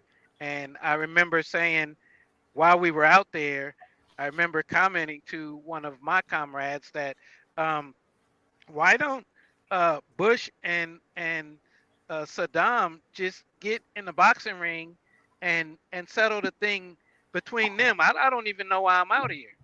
Um, and I'm supposed to, be violently averse to this person based on some issues that these two leaders have, and I just basically didn't understand it, and it created a mindset in me that said, I was born alone, so I'm gonna die alone, and having most of my childhood experience of growing up alone, I was cool with that, but I didn't realize that that was a very bad mindset. And it caused me to close up, which I find when I was working in the VSO, I noticed a lot of other veterans were the same way. And this causes a lot of us to miss out on a lot of the opportunities and programs and things even like this that are out there because we're so closed in our own world that we think, I came in here by myself. I guess I'm leaving out by myself. I might as well get used to it. And that mindset keeps us from knowing what opportunities are out there. When I was discharged, as I remember it, I think it was they gave me my discharge papers, told me this is your DD 214, take care of it, don't lose it, you're gonna need it, and that was pretty much it. They didn't tell me about, hey, there's some programs here that you can try. There's this, there's help, there's that, and so I didn't notice then, but the war and another situation that I wrote about, and I actually wrote a book as well. I wrote about the experience that also happened through a ministry that I was going through at the time that I was in the service as well. So these things kind of created the soup that created my PTSD, my mental issues, depression, etc. And it started to get bad. And because I still had the mentality of I came in alone, I'm going to die alone, I just basically kept all that in to myself. And that's one of the worst things you can do with this type of condition. If you have it, you have to get amongst people. My word is connect. You need to be connecting with resources like we've had here. And Zach, I hope there's going to be like, because I wasn't able to get on my device and get all the contact information, but a lot of those guys guys and gals, I love to connect with because we're all on the same page on a lot of things that was said. But we have to realize, there's a scripture that says we know in part because we see in part now. There's so much we don't see. Science says the human eye is only seeing 1% of what's all going on in this world that we're in right now, in this reality. So that being the case, if we know in part and we see in part, the part that we're missing most is that each person has a unique part that they see and they are bringing to the world. And if we're not making those connections, we'll miss that part. So much information and so many resources and so many things have come out of just this here from me listening in the background that I see that there's so many parts that people bring to the table that if we can open up and all these issues that we see we have in our world is, and to answer the question that I think is coming in the end, the magic wand that would answer a lot of these issues, in my opinion, it would be starting to see these connections and actually realize that we're all connected on so many deeper levels, the micro, the macro, from the micro to the macro. So from the microscopic atomic level inside of you, it mirrors the cosmos macro that you're living in. And being able to see that and realize that we're all connected. There's no them against us. There's no black versus white. There's not this thing. Those are the things that people that are too ignorant to open up their eyes and start to see a lot of the stuff that's unseen. I mentioned 99% of what we're looking at, we don't even see. So we focus on these little tiny small 1% of things that we think we know or see, and that's where we lose it. I remember someone telling me there's actually only like 5 or 6 bad people in the whole wide world. Now they move around a lot, but there's only 5 or 6. But I've run into those 5 or 6 people a couple times. Yeah, we all have ran into a few of them. They move around a lot, like I said. Yeah. But if we can get around them and their tiny view of what's going on and realize the greater, bigger picture of everything being connected, from not just our human connection, but our connecting to the plant, our connection to the plants, the animal life, all of these things, we can get past those fears, because I think the fear is one of the biggest things that's causing us to see things in a certain way. And like I mentioned, I did write a book about it. It's called The Connection. I do advise people to check that out. My website I wasn't able to put on here. Like I said, I Actually, am you know what? trying. I've got your link tree. I've got your link tree up here. Let me ask you ladies a real quick question. And Debbie, we'll start with you. Tucky made mention that, it doesn't matter black, white, whatever. Here's the thing that I always tell people, okay? You know what? There can be a white guy standing next to me that's 10 foot, 10 foot. If he's 10 foot, I'm running like hell. I'm not standing next to that guy. That can be 5 foot 10 3/4, be a pretty hefty guy who's graying and balding a little bit. We're still going to be different. He can look identical to me, but we're still going to be different. Every single one of us is different, male, female, whatever. But there's none of us that's any less the same, because we're all human. We're all human. We should take care of each other. And it doesn't matter where we come from. It doesn't matter who we are, what we are. We're all the same. There's not a single one of us that gets cut and bleeds green. Okay? There might be some green stuff that comes out every once in a while, but, I've drank some funky stuff in my life. But, but the truth is, all of us are the same. Debbie, do you agree with that statement? How do you feel about that?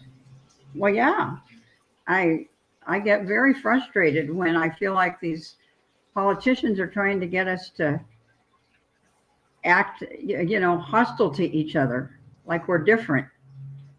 Yeah. Because we're not. I mean, when you say you don't see the color of someone's skin, I think you do notice if, what ethnic background they're from, but that doesn't mean that it's a derogatory thing. It doesn't mean that you're looking down on them. It's just something that you're probably going to notice, because everybody is not the same, like you said. But that doesn't mean that their value as a human being is less than mine, because it's not. See, I think it's a hell of a lot less the color of their skin and more the color of their soul. Mm-hmm. Ladies, you guys at Dogs and Tags, have there been different people who come into you that look identical, that had different needs? Oh, absolutely. I'm a dog trainer, and, I'm all about dogs. So I'm going to put this in the dog perspective. A dog is a dog is a dog, but every breed is absolutely different. Every breed has different traits, different ingrained knowledge, such as you have herding dogs, you have scent detection dogs, you have all these dogs. But at the end of the day, guess what it is? It's a dog.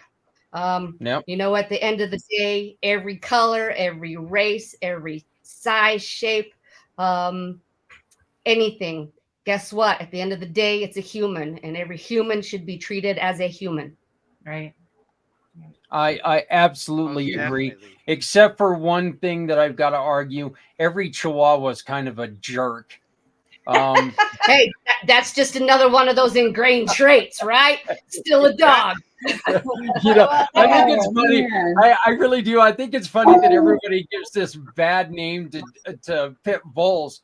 It's like, have you ever met a Chihuahua that's nice? I mean, they just... I think there's some Chihuahua owners out there that would disagree with you. Nice. Yeah, I had one that was nice. It did a lot of shaking, but it wasn't an aggressive type dog. It was pretty cool.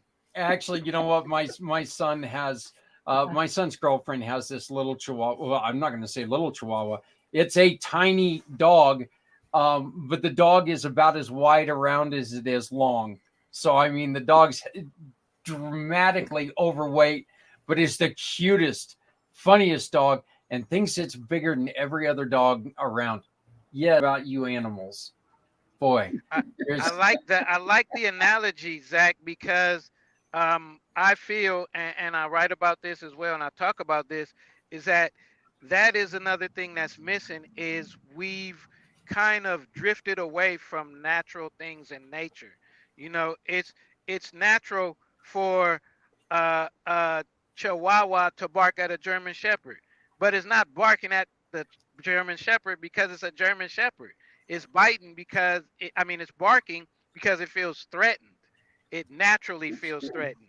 There's no poodles that are ganging up and saying, "All right, we're against Labradors. We're not feeling those Labradors." We see all these things in nature that represent a lot of things that we have missed because if we study our history, we were more back in nature, back in our history. Our ancestors understood that, and then they looked at nature and they saw how, wow, we're kind of focused on a man's world. This is a man's world, but when you look at nature, there's not a king bee, there's not a king ant, there's not anything that insinuates that it's the male first as far as community and society, but we've been the ones that have created that society where it's a man's world, and I believe that has hurt us as well. It's not just the racial issues, it's not just the political issues. We are finding all these little different niches to basically collectivify ourselves into these little groups or whatever, and that's how we miss it all. I completely agree. So, Tucky, you've already answered the question. Debbie, it's your turn. Magic wand. I give you a magic wand. What do we start working on today that's going to change for us for a better? Well, obviously, I'm going to say something about the dogs. I just would like all the dogs to be well cared for, not to be in shelters. Have somebody that as I say, they have unconditional love for us, and we need to show them unconditional love as well. I agree. Paula and Candace, if I gave you guys a magic wand today, what would you guide us to start working on to try to change the world?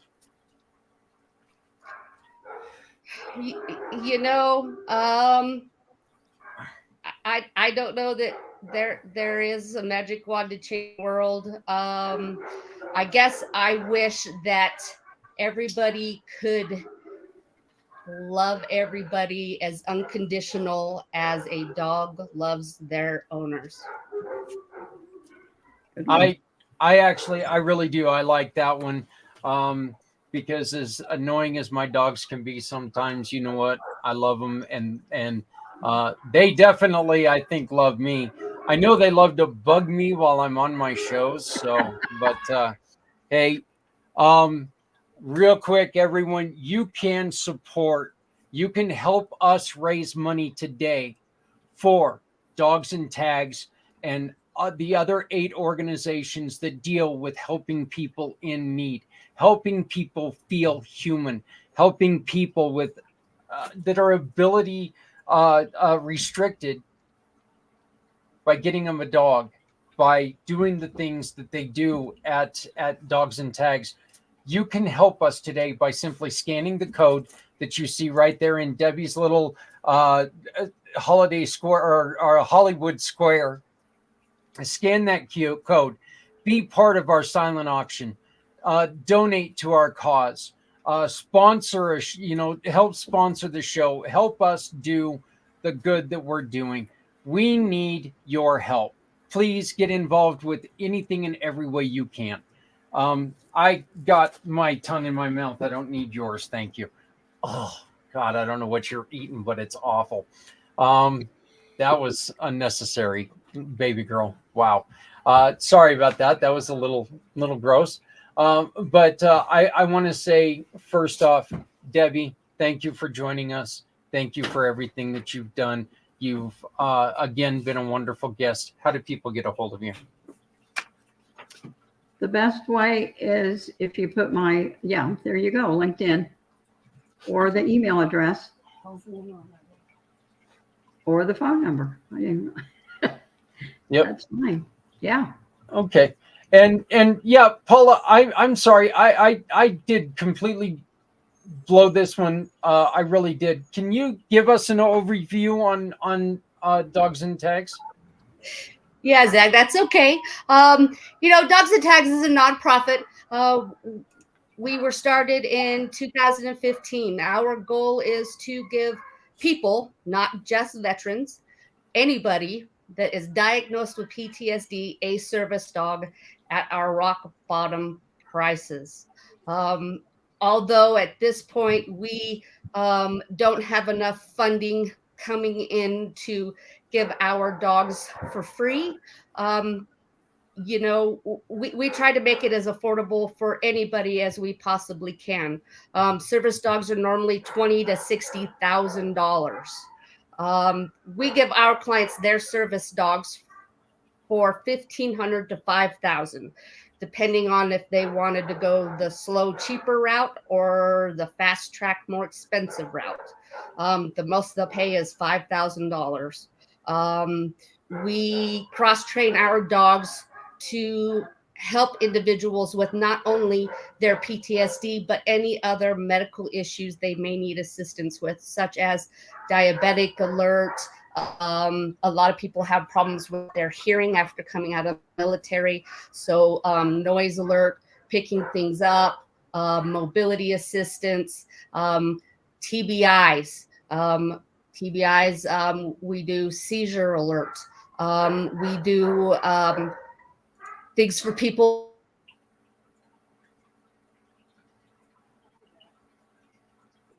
Oh no. It's amazing to see how these animals are changing people's lives. They are saving people's lives. I can tell you that I have saved at least 20 individuals from committing suicide by simply giving them a dog. It is an amazing transformation. It gives these individuals their lives back. No more staying home because they don't want the hypervigilance. No more having a spouse for a service dog. They have service spouses. I don't go anywhere without my wife, or I don't go anywhere without my husband. They're my service animal. Let's give these people their independence. And, we want to really give back to our military as well. That is our biggest goal, is to make it free for our veterans. They've been out there, they've served their country. Let's give them what they need. Let's not shove medications down their throats. Let's give them a dog. That's right. Well, I want to thank every single one of you for joining us. Every single one of you have brought something special to this program, and I cannot thank you enough. So Debbie, thank you. Paula, Candace, thank you both so very much. And we've got to get together soon. We're only about 45 minutes apart, so we got to get together soon. And Taki, brother, thank you. Thank you for your wise words. Thank you for your participation. Please make sure we get everybody involved. Share the QR code out. Let's help these programs like Dogs and Tags. Let's make sure that we can try to get more dogs to these individuals who need them, not just vets, everyone. Let's try to get them the dogs that they need to have a normal life.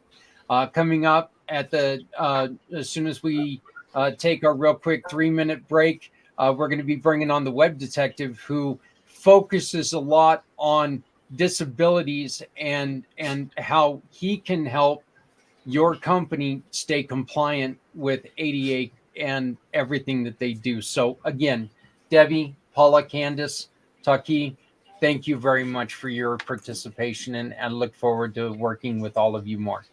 Thank you, Zach, and we hope that we could get support today. We want to grow. We want to help more people. All we need is a little bit of help. That's right. And thank you for taking the time with us. And we're happy to answer any questions, any concerns, anytime. Just give us a call, send us an email, whatever you need to do, we're here to help. That's good. And if you need I just wanted to put my plug in for my site is connectedministry.org, or you can get my business card, which is my name, Taki Hicks, spelled TAQUEEHICKS.com.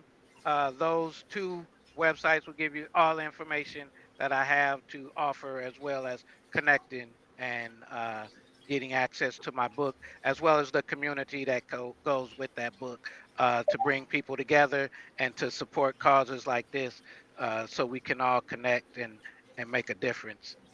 I appreciate it.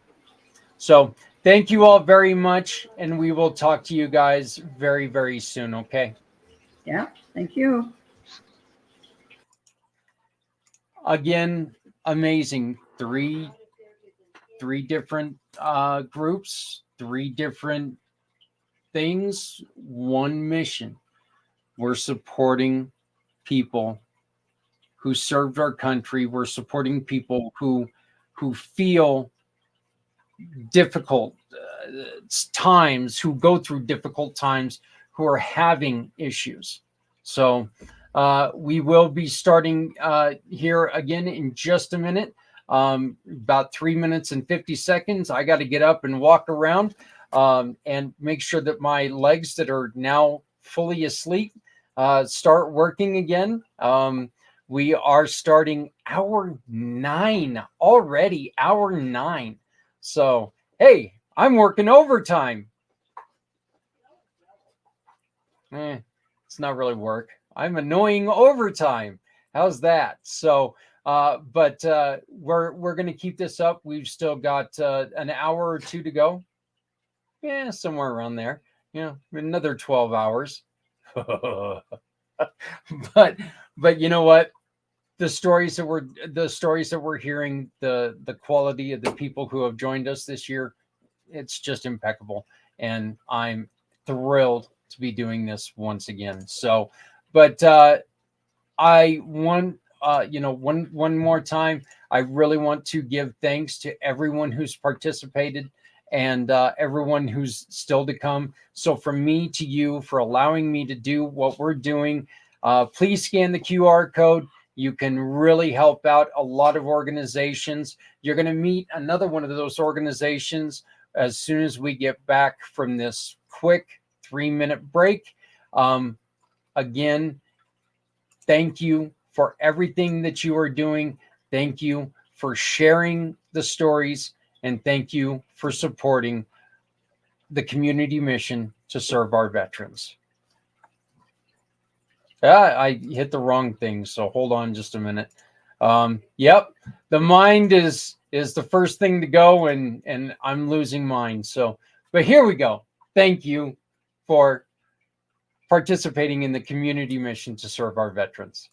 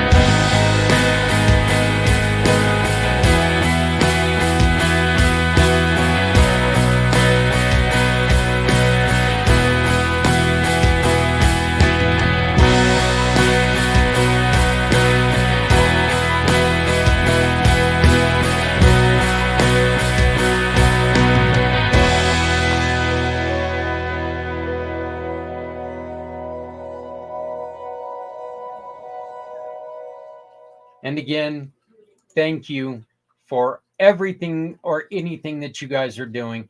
Thank you for participating. Thank you for look. This is turned out so far to be the best one yet. And that's really hard because the other ones were so good. The other ones, look, every single one of them, I guess they're kind of like my kids. You know, I'm going to love every single one of them for some reason. And another thing is that, boy, they're tiring. I mean, they're wonderful. Tiring. What am I, a rookie at this? So welcome all to hour 9 of the community mission to serve our veterans. Yeah, just received a bit of personal bad news, and it's kind of on topic. I got a father who right now is suffering with a very, very serious problem. And he just went to go and try to get it fixed. And of course, they're not taking his insurance. My father was a Vietnam era vet. He wasn't in Vietnam. He was in Berlin at the time. But he can't get he left here in a walker because he couldn't walk, and he can't get fixed. He can't get the surgery right now. It's so aggravating sometimes, and I think this is one of the reasons why we've got to find a way to get around this. So yeah, like I said, this is just a little infuriating for me because, you know, I love the man, but you know, it sure would be nice if we could figure out this whole VA process and all the insurance things that are going on.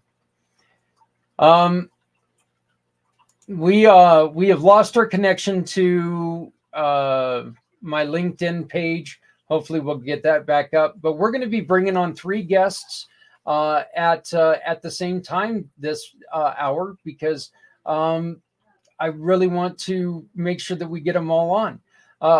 First, the first one to join us is another one of our wonderful mission partners that we are talking to and that we're trying to help. She runs a program that it focuses on women veterans, which is something that I was trying desperately to make sure that we had this out there, because look, women are going to have different needs, and we need to make sure that we're honoring those needs. So I'm proud to introduce Siobhan Cunningham. How are you doing, sweetheart?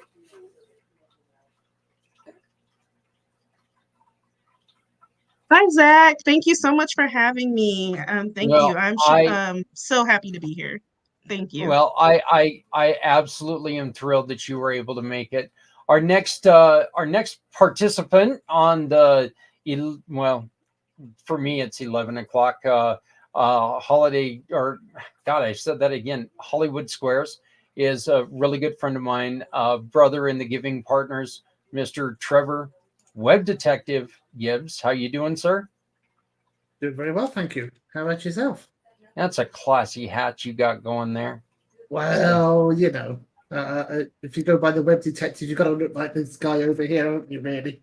Yeah. So, otherwise, you know, how else do you think that I'm known as the Web Detective? Yeah, well, there you go. You know what? I need to go and grab my prospector's hat. Go for it. You know? Yeah, I don't think it'll go with the tie. So, no, and then also, probably won't. Yeah, and then also joining us is a good friend. I talked to him a couple times. He's got a great story to share with us, Mr. Eric Maxwell. How you doing, brother? Hey, Zach, I'm doing well. I appreciate you guys having me on, and look forward to the conversation. Yeah, well, I'm glad to have you here. I'm glad to have you part of this mission. So we are 9 hours in, and every story that we've heard today is just, again, there are some sad parts to every story, but then the outcomes are, look, we're looking for that positive outcome. And so we're going to be talking together and find out if we can come up with any way that we can support other people. So Siobhan, let's start with you. Can you please tell us a little bit about empowering women veterans? Or empower women veterans, I'm sorry. Oh, yes. I hope you can hear me okay.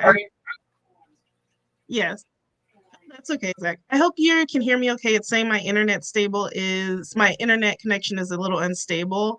I am here in Alaska and we're going through a bit of interesting weather, so bear with me. Empower Women Veterans started because I was a social work officer in the Air Force. And then when I got out, I'm still doing therapy in the community, both with veterans and active duty and their families. And one thing I noticed was that there are a lot of issues that women were not necessarily interested in talking about in a setting where there were men present. And I know this from firsthand experience because I did treatment in inpatient settings. I've participated in being a peer support leader for other veterans. And I did know. Oh, no.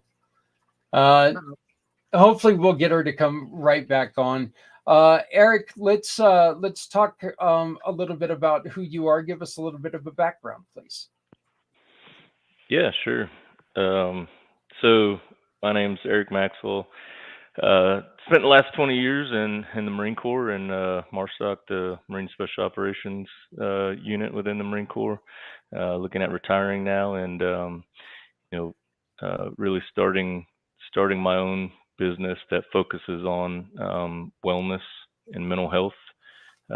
Initially, looking at some of the struggles in the military that I had, but quickly realized that this goes beyond just military personnel. It's a national issue, and so really I'm focusing on coaching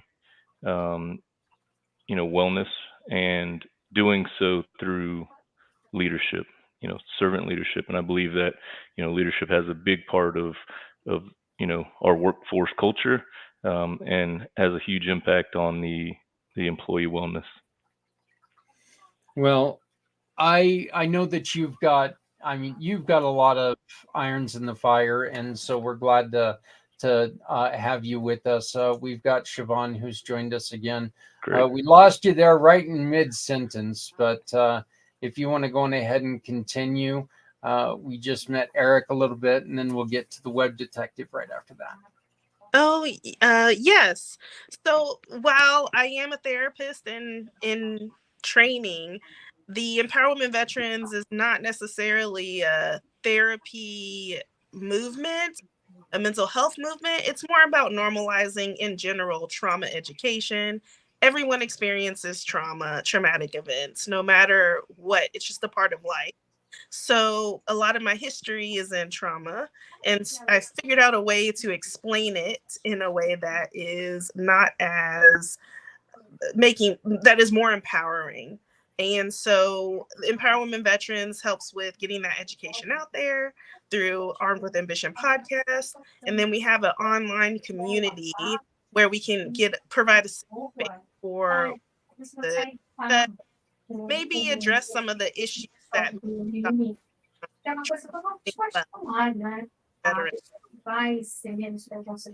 Okay, well, I welcome you.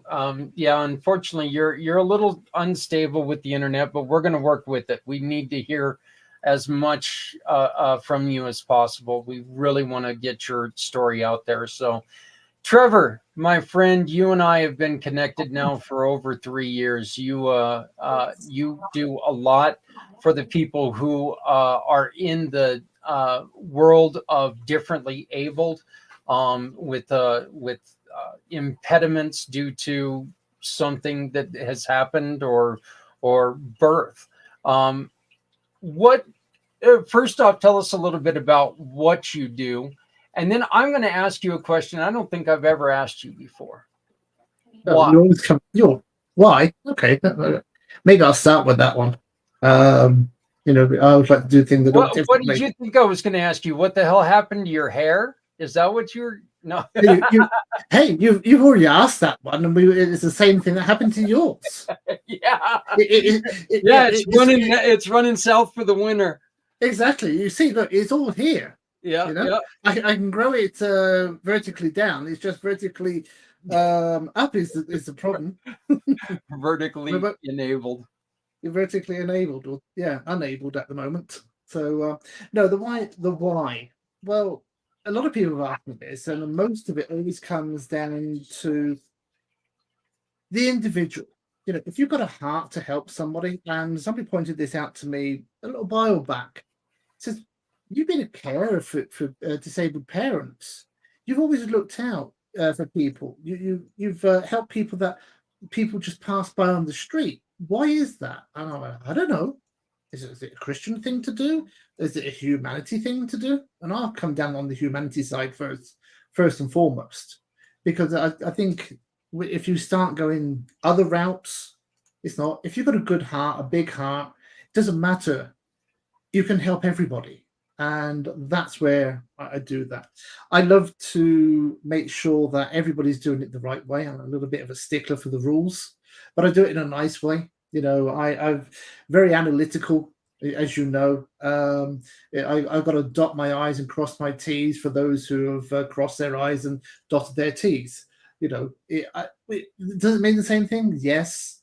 But when it comes down to, are you going to get in trouble? That's where I'm here to help. I'm to try to alleviate you getting into trouble. So that's the main reason why. What do I do? Well, today I go by the Web Detective. The Web Detective is primarily here to help to look after your brand and service your brand, because everybody here today, we're online. Everybody's going to Google check you. And we want to know that the person that we're checking with, and if it's like Eric or Siobhan or even yourself, Zach, I'm going to Google verify you. And if I can't get a good impression, why am I going to give you the two most important things in my life that's going to affect anybody else's life? The first one is time. How do you expect me to share time with you? And if I like you, and I've built up that reputation of trust, I may actually give you money too. I'm not saying why I'm going to give you money, but the reason is they're the two main reasons that anybody on this earth needs help. Is because we need somebody caring, somebody who's got some time, and hopefully they can back that up in a financial sense, whether it's we purchase something for them or we donate to a charity who's doing it on our behalf. So I've been a marketer for 24 years now. And I found that the most rewarding is to help those small businesses with challenges that they may be unaware of, but also people with a form of disability where they need access to information. Everything's online. I make sure that that information is accessible. You know, we talk quite often, Trevor, about how it makes sense to make sure that everybody can access your website. As a business owner, why would you want somebody to come to your website and go, well, I can't look the movement on the screen, I can't watch it because it is, it's difficult for me to look at. So I'm going to go to their competitors. Why would you not do something about that to not only make it available to them, but to maintain that sale? I mean, why would you not make that extra effort? Oh, and by the way, potentially save yourself a lot of money from unscrupulous lawyers out there. Mm-hmm. Yeah, I don't want to get into that one. Well, if you think about it, there's the biggest failing that most people make when they're doing a website or advertising is biased content. It was either written for you or written by you. It wasn't written for the people that you intended to serve. That's part of the biggest problem. That's why you don't do it. So if we were to look at a motion picture and it's got a fish tank with bubbles in it, some of us are just going to sit here and look at those bubbles all day long. Now, okay, I love looking at bubbles. It's relaxing. But, oh, what happened? A shiny squirrel ran across the screen. But some of us can lose attention very quickly. Now, if we have a website that is distracting, and I'm there and I've got a limited amount of time, I may become frustrated. I may become annoyed to the point that, let me leave. Let me go to a competitor. That might be a very simple reason to do it. Might be font size. It might be coloring. Might just be poorly written content. The Now, font. The The font font is size. the big one that I see problems with a lot of times. Yeah. And the reason why business owners might not do that, because they haven't thought beyond themselves, first of all, because the wording is wrong. But let me put this stat in there for you. Why would you dismiss a community that spends around $460 billion a year online? There is one other group who actually spend more than that. And I'll mention those because they can actually help us. In fact, they don't spend the money. They're influencers. They're called teenagers. They tell their parents what to spend the money on. But the second largest group, and I'm concerned they are the first major group that spends money, is the disability community. Because when we think about that, it's not just somebody maybe sat in a wheelchair, which is the obvious thing we think about disability. It could be somebody, migraines is debilitating. Old age can be debilitating, especially when it's to come to a website content and information. Now you think about, well, every one of us at some point is going to come to the point where we need some extra assistance. If I have the option to go to your website and change the parameters so it suits my style, my preferences, I'm going to be engaged with you because you as a business owner have actually said, welcome all. I've given it a style in which I like to present and color my website. But if you don't like it, don't go away. Remove the color, change the font sizes. Yeah. Give people options.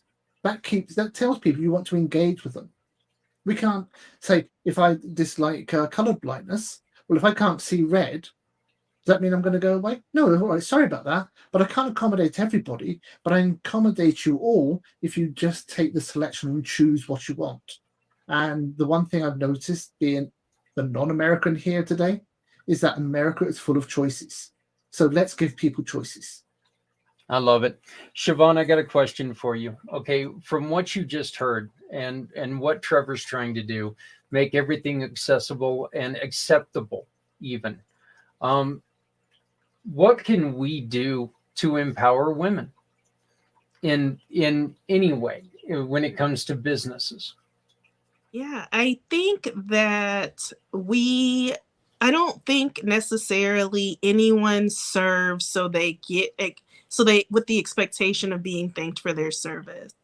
However, there is an assumption that if a woman did serve, they may not have done combat or they may not have been in very challenging situations. So instead of just simply thanking a veteran, any veteran really, for their service, why not take a next step and ask, oh, did you tell me about your service? What did you do? And see how that might feel, or just ask more about that service, because I think that's often part of that invisible population. And if you want to gain trust from a person who might have served in general, it's nice to show an interest in their potential service, but do it in a way that's conversational, because not everyone's experience is, a reflection of what you may think it is when you think of it. Everyone's experience is different. So just as everyone's experience with their disability is different, everyone's experience in the service is different. Yeah. Eric, what are you working for? And you are on the cyber, so you're on security, right? You're working towards security. I'm sorry. Yeah, no, that's all right. Yeah, no, everything that I'm working on right now is towards employee wellness and leadership. And really, geez. Yeah. I've done talked some to a cyber person or stuff. two, but yeah.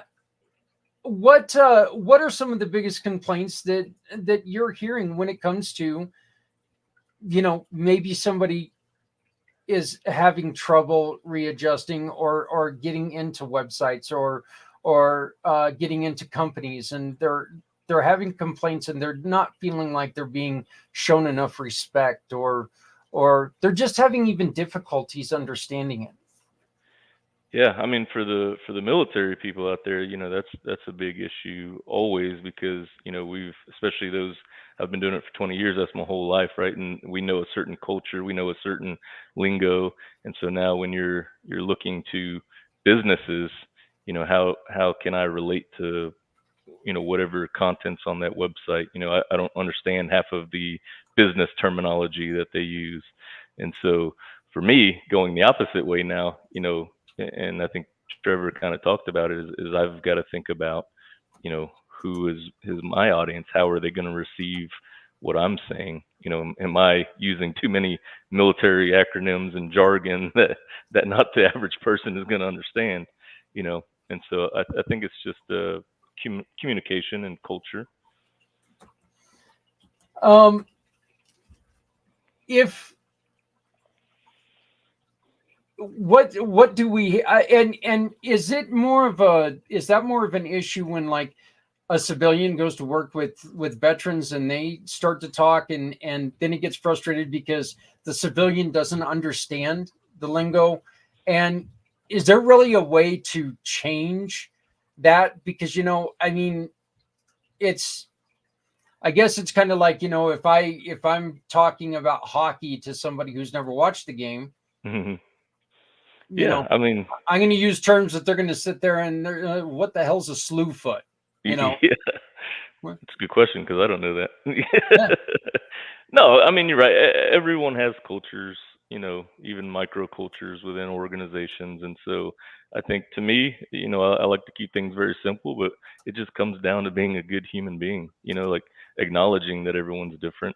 I know in a lot of civilian organizations, there's a stereotype of military people that, they come in and they're very rigid and they just want to yell at everybody, but everyone has their own experiences. Everyone has their own culture. And, you just have to understand yourself, first of all, and then, how you can get along and communicate with the other people on wherever they're at in their journey. That's great. And I beg of all three of you, if you all have any questions, let's turn this into like the round table now. And let's make sure that we ask any questions of anybody. So does anybody have a question for someone? Yeah, I'll go.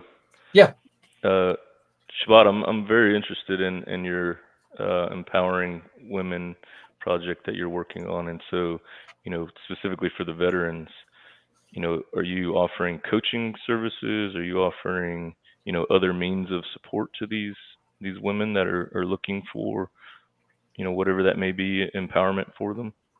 Yes. Right now, I have the Armed with Ambition podcast. Thank you, Eric, for asking. I'm in partnership with Military Veterans in Journalism, help support the funding. And so the focus on the Armed with Ambition podcast, it's on my YouTube channel at Empower Women Veterans. And right now, we're talking more about trauma education and understanding, making meaning out of life. And then the companion to that is the Empower Women Veterans Patreon community.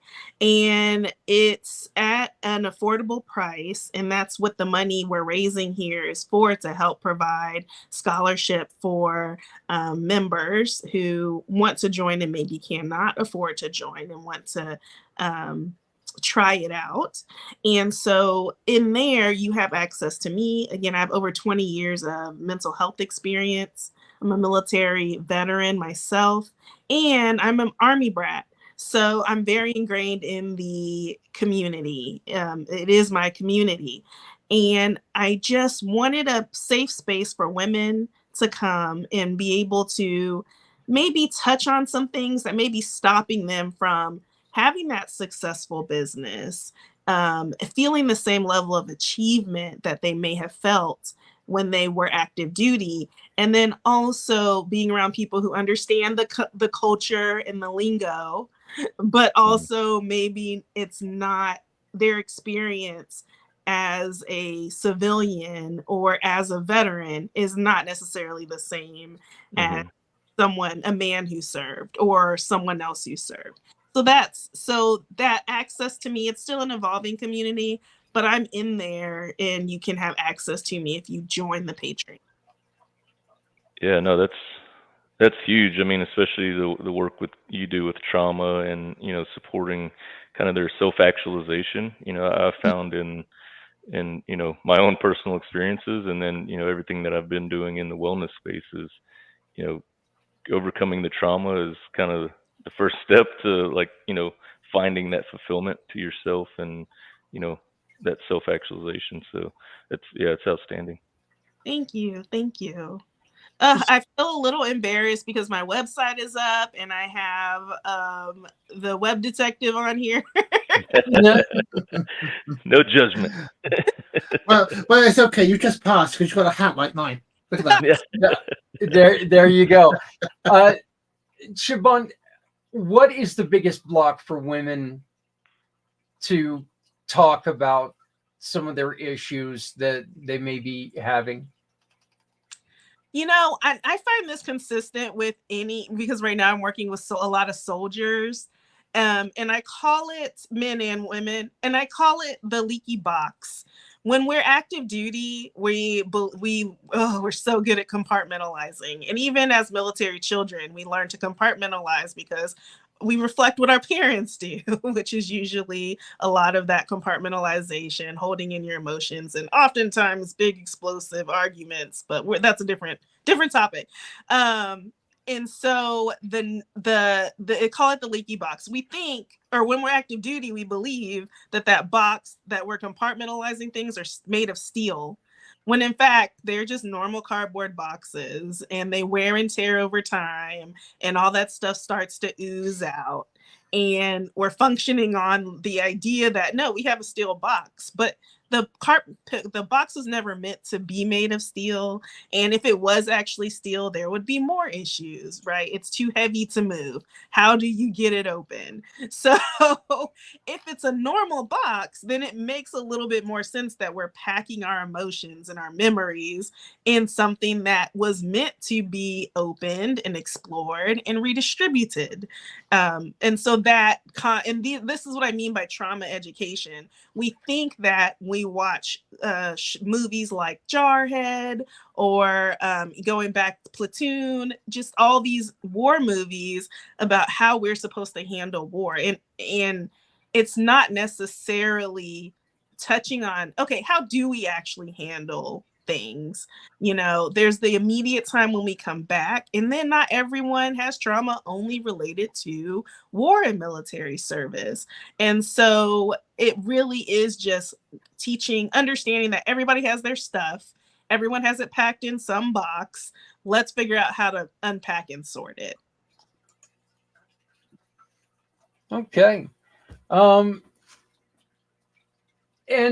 is there anybody else who wants to ask any questions real quick? Go ahead, Siobhan, please. Yes. So you mentioned the Disabilities Act and having to change your website so that it's easily accessible for someone. What resources are available for someone to know if they're on par with making that happen, or how they can get those features on their website so that it is more friendly to people who may have, you know, color blindness, vision issues, things that we haven't even thought of. Yeah, it's a very good question. And because even though the ADA is 32 years old now, and now they've recently, over the last few years, to actually state that the ADA law does comply to websites, it's still relatively new on how to get a website accessible. Now, there's something called the Website Content Accessibility Guidelines. I think they're up to about 2.2, 2.1 at the moment. Now, those guidelines are really designed to help web developers and anybody else creating content online or building systems on how the system should be built. So business owners or anybody else should not have to go through the process of making what was made wrong correct. But because we're in that transition state, and I do hope that all future web developers actually take those guidelines and learn that first before they learn how to do one piece of coding, because we won't need lawsuits, we will not need plugins, we will not need outdated systems, and should we go to the wrong end of it, lawsuits that come in because either somebody found a plugin from a web platform and it's out of date. You know, the biggest problem with this is keeping things up to date. So where would you go? Well, you could ask the web detective. If you've got a web designer, ask them what they do and ask them, do I have to pay for this service? And like everything in life, if they say, oh no, there's something free out there, stay away from it, because it's only going to bring you more trouble. The reason is most of the free things that you get are only up to the standards which changed either in 2001 or 2018. We're 5 years on. It's already changed twice since then. So if the web developer doesn't know much about it, find an expert who does. And usually if you do a little bit of research online, you can find companies who are selling solutions, but find the one that maybe offer professional help to do that. People that are going to maybe remediate documents online. That's very important. If they know how to remediate a document or think about videos, then you know this company or this person knows what's to be done. So that's probably the easiest generic way of finding something, but always seek out a professional, as professional as you can. And if you can't not do that, go the opposite end. Go to the law firms who are prosecuting and ask them, where would they recommend you go so that you don't have a lawsuit? Which companies are providing good service to avoid the lawsuits? So if you start from the opposite side, they should give you good advice, independent advice to who you should talk to or what companies are working well. Now, if you get to the company, they offer you a solution, you don't know how to work with it or what to do with it, then you can reach out to your web developer or the third person to work with to actually help you as the business owner to integrate that into your systems. Does that help? Yes, thank you. And then a web developer is different than like a web designer, or is that? Yes. Okay. Just by the terminology of itself, a web developer codes, a web designer makes it look pretty. A web builder, which side of the fence do they come on? Well, they might say they do both. Well, they tend to design and put pieces of puzzle together to make a website. You need somebody who maybe knows how to change some coding on any of those platforms, even if you go to the free ones or the AI built ones. Now, AI is coming in. A lot of people will say, let AI build it, but it only builds what you know. It doesn't fill in the gaps of what you need to have as compliance. So the AI could be a solution to get something non-tangible into an electronic space and put it online. But if you haven't asked it the right questions about accessibility, you're still going to fail. And there's a lot of marketers out there who know a little bit of all this, but they don't look at the areas which is most important, and that's protecting the business. Many businesses, marketers and non-marketers, are there for one thing: self-gratifying in earning as much profit as possible. Non-profits tend to be looking after the people or the users that they support. So think about that also. Is it somebody who's willing to help people, or is it somebody that's out there driven by profit? And that might be another way for you to value who you work with or where you get your information from. Yeah. Thank you for that, Trevor. I know that you had a question for someone. Yes, and I'm just trying to think, when Siobhan was mentioned about compartmentalizing and considering that most people, when they think of veterans, they have to have served. And this just brings up something where I think, Zach, you were there yesterday and made the comment saying it's not just those who have served in combat that come out with scenarios where they need assistance, or they've been so conditioned, can I use the word conditioned, when being in the military, that when they're out of the military, though that basic training, think about it, why is it called basic training? Because we take young developing adults, condition them for a scenario which they may need to enter into, but we don't do basic training for when they're not in that scenario anymore. So now you're left to come out of a organization which is great for defense, but it's horrible for civil life. And unless we've all been through that, America is one of the well, most countries have this. They have a military force behind them, which is made up primarily by volunteers. But how many of us are actually serving war today? You know, World War One, World War Two, the whole world was impacted at the same time. But somewhere around the world today, and we can probably name off 2 or 3 places right now, are actually in the state of war. But 97% of the world is not in war, but we all have military service.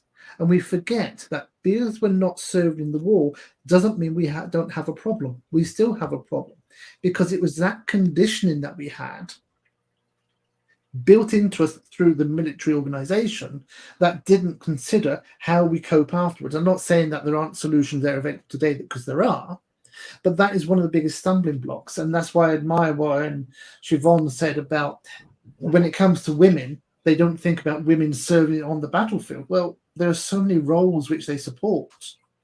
I just wanted to take my hat off to her and say thank you very much for doing them. Hey, Eric, I'd actually kind of like to direct that at you real quick. What are some of the problems that individuals who don't see battle, what are some of the problems that they're having once they get out of service? Yeah, no, that's a great problem. I mean, I think it probably, some of it starts in service. You know, a lot of especially during my generation coming up, you know, the big time in 9/11, and most everyone joined to be, you know, patriotic and serve and, you know, defend our country. Well, you know, depending on what your job was, some people never made it to fulfill that, you know, reason that they joined. And so a lot of them struggle with that even while in the military. You know, they didn't go to combat, and they didn't do what they, you know, thought was their role or why they joined. And so I think that's the first thing. But still, you know, it is like Trevor had talked about, you get conditioned with the culture.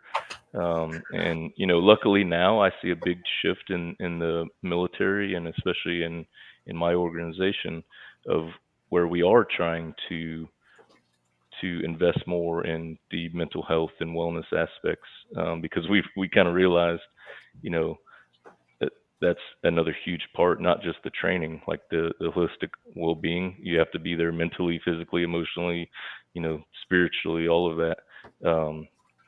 But people do struggle with that. You know, those that haven't been to combat, they still struggle with those things. And I kind of, you know, I looked at it from the civilian workforce, you know, point of view. And it doesn't matter, you know, I've seen some awful things in combat, and yes, that affects everyone differently, but it doesn't matter if you've seen those atrocious, you know, things. You could go to work every day and have a bad boss. And, Yeah. you know, that stress, that continual compounding stress, it is the same effect on your body and mind as the horrors of war that you see, you know. So I agree with Trevor in that, you know, everyone has their own struggles. It doesn't matter, you know, if you've been in combat or not. It's just the human dynamic. We've only got a little time left before the networking event starts for this year. Siobhan, kind of a loaded question here. What do we need to do better? Talk, communicate, and not worry about what other people think.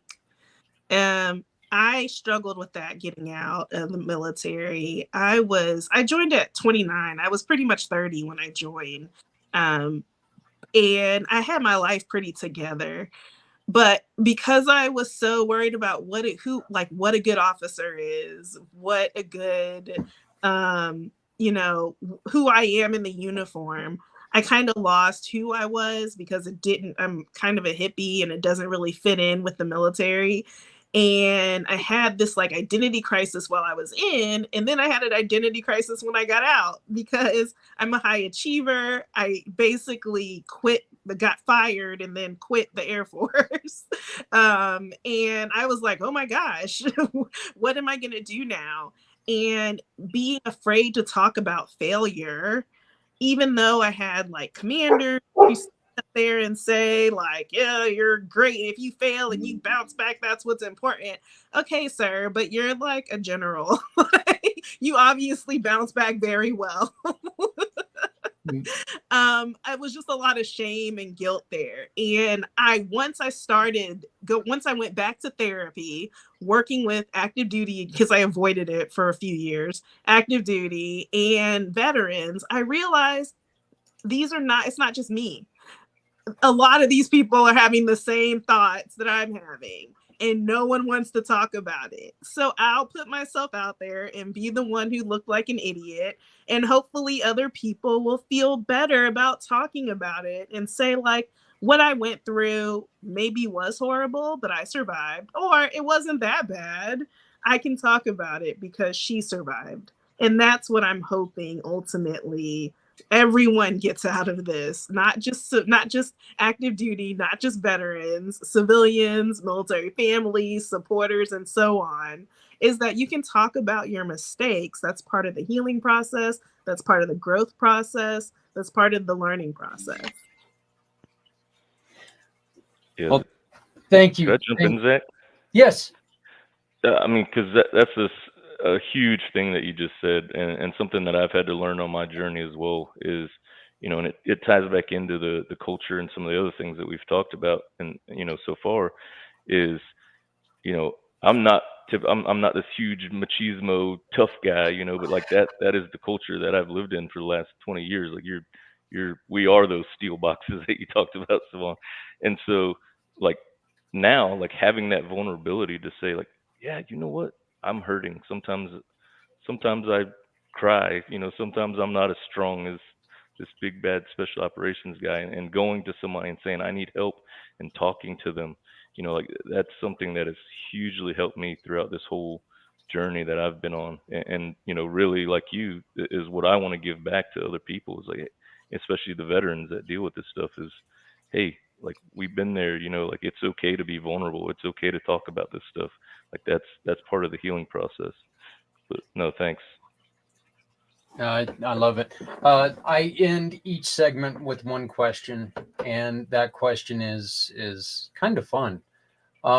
If I give you a magic wand that would make everybody work together on one thing, what would that be? Trevor, let's start with you. I didn't know you were going to pick on me first. Of course I'm going to pick on you first. Yeah, you give everybody else time to think about it. Damn straight. Yeah, I know. So let me put it this way. What has been the most common answer so far? Talk. I was going to say basically going to sound the first way. And Siobhan actually mentioned this, is communication. But maybe before communication, we should work on avoiding fear. Because most of us have fear at some point by sounding maybe not eloquent enough, might not be sounding knowledgeable enough, may not be sounding important enough. That is the fear that we all have. So I think before the communication, we should all be investing on removing fear to speak out. Siobhan? Oh, I would say I'm going to go back to what I said and stop worrying about what everybody else thinks. Like, if I had a magic wand, I would just like remove that concern from everyone's brain. And Eric? Yeah, I would honestly say would give them something with the magic wand, and that's self-awareness. I think everything kind of Oh. starts with that. And you got to know yourself, and and then you can interact with others based on that knowledge of yourself and how you are and portray yourself to others and interact with others. Eric, when you said that you were going to give them something, I was really hoping you were going to say like a hot fudge sundae or something. Yeah. Sorry, Siobhan. I know you probably don't need one of those right now, but No, I don't need one of those either. I'm trying to lose. I'm a fat guy. I always need one. So I always think of food, so I'm surprised I Yeah. didn't say hot fudge sundae. So, hey, to the three of you, thank you so much for being part of this. I've really enjoyed it. And Trevor, you've been part of this for the last three. This is your third year with me, taking part of this. And this is honestly the conversations that we're having, the back and forth, the talking to each other. Siobhan, it's exactly what you said. We're learning how to talk. We're learning what each other needs. And I think that is very important in finding answers. Because my biggest concern in all of this is, and Trevor, I mentioned this yesterday in that meeting, we've done a great job on finding a acceptable name for shell shock with PTSD. We've been told for a long time that we found, that we're doing so much better. Yet our suicide numbers are not showing that. Our suicide numbers are showing that there's a disconnect somewhere. And I think by talking, I think by communicating, and I think by giving self-worth, I think that those are three definite things that we can work on to shrink that number and actually make that difference, not just say we're making that difference. So I want to thank you three very much for your contribution in this. And everything that you guys have done to help me get this off the ground. Siobhan, how do people get a hold of you? Yeah, the best way is to find at Empower Women Veterans on social. You can, I kind of have a goal to get my YouTube channel up and running. So that's where I would love to connect with people, watch some videos, but also call me. That's my actual cell phone number. So please, 561-573-6175. I tell people I get spam callers. I would love to get someone who actually wants to talk to me. Hey, you know what, Siobhan, let's discuss what we can do to help you with your YouTube channel. I'd love to get you on the PAC channel and help share some of your stuff. So let's definitely talk about that. Eric, how do we get a hold of you? Yeah, so I guess the easiest way would be going to the website, Visor Rising, VISIR Rising.com, and then the number is 910-833-1041. And I've got like Siobhan, I've got some things in the works with social media and stuff, and trying to get that all up and running. But right now, VisorRising.com is the best option. That's great. And Mr. Web Detective. Well, there's a few ways to do that. And like Eric and Siobhan, next year we'll actually have the Web Detective website ready for this. So therefore, you can get me there. But if you search for Trevor Gibbs, Web Detective, you'll find me on Facebook. You'll find me on LinkedIn and on Lineable. And as Zach's got on the screen, there are a couple of websites. Charity Revolution is something that I used to work with, which will be revamped. But the main one at the moment is just look at selectservicesllc.com. There's lots of buttons on there to connect with me, instant text message or whatever. And that's where you can probably find it. So if you haven't found me on social media, just think of a select service and llc.com and go to that contact page and you'll be connected. If not, ask Zach. He'll put you in contact with me. Yep. And you can always find Trevor on our website, communitypayitforward.us. Thank you, all three of you. I would love to see you at the networking that's coming up right next. If you can, I know that everybody's a little busy, but if you can, join us. But thank you all three for for Yes. contributing. Thank you. Thank you. It's been a pleasure. All right. We'll talk to you all later. Thank you so much. You take care. Another another successful hour. That's what it was another successful hour. Join us at right now as we switch over to the Brainy Bunch and we join Rocky and the crew over on the Brainy Bunch, and we do a little bit of networking together. Let's get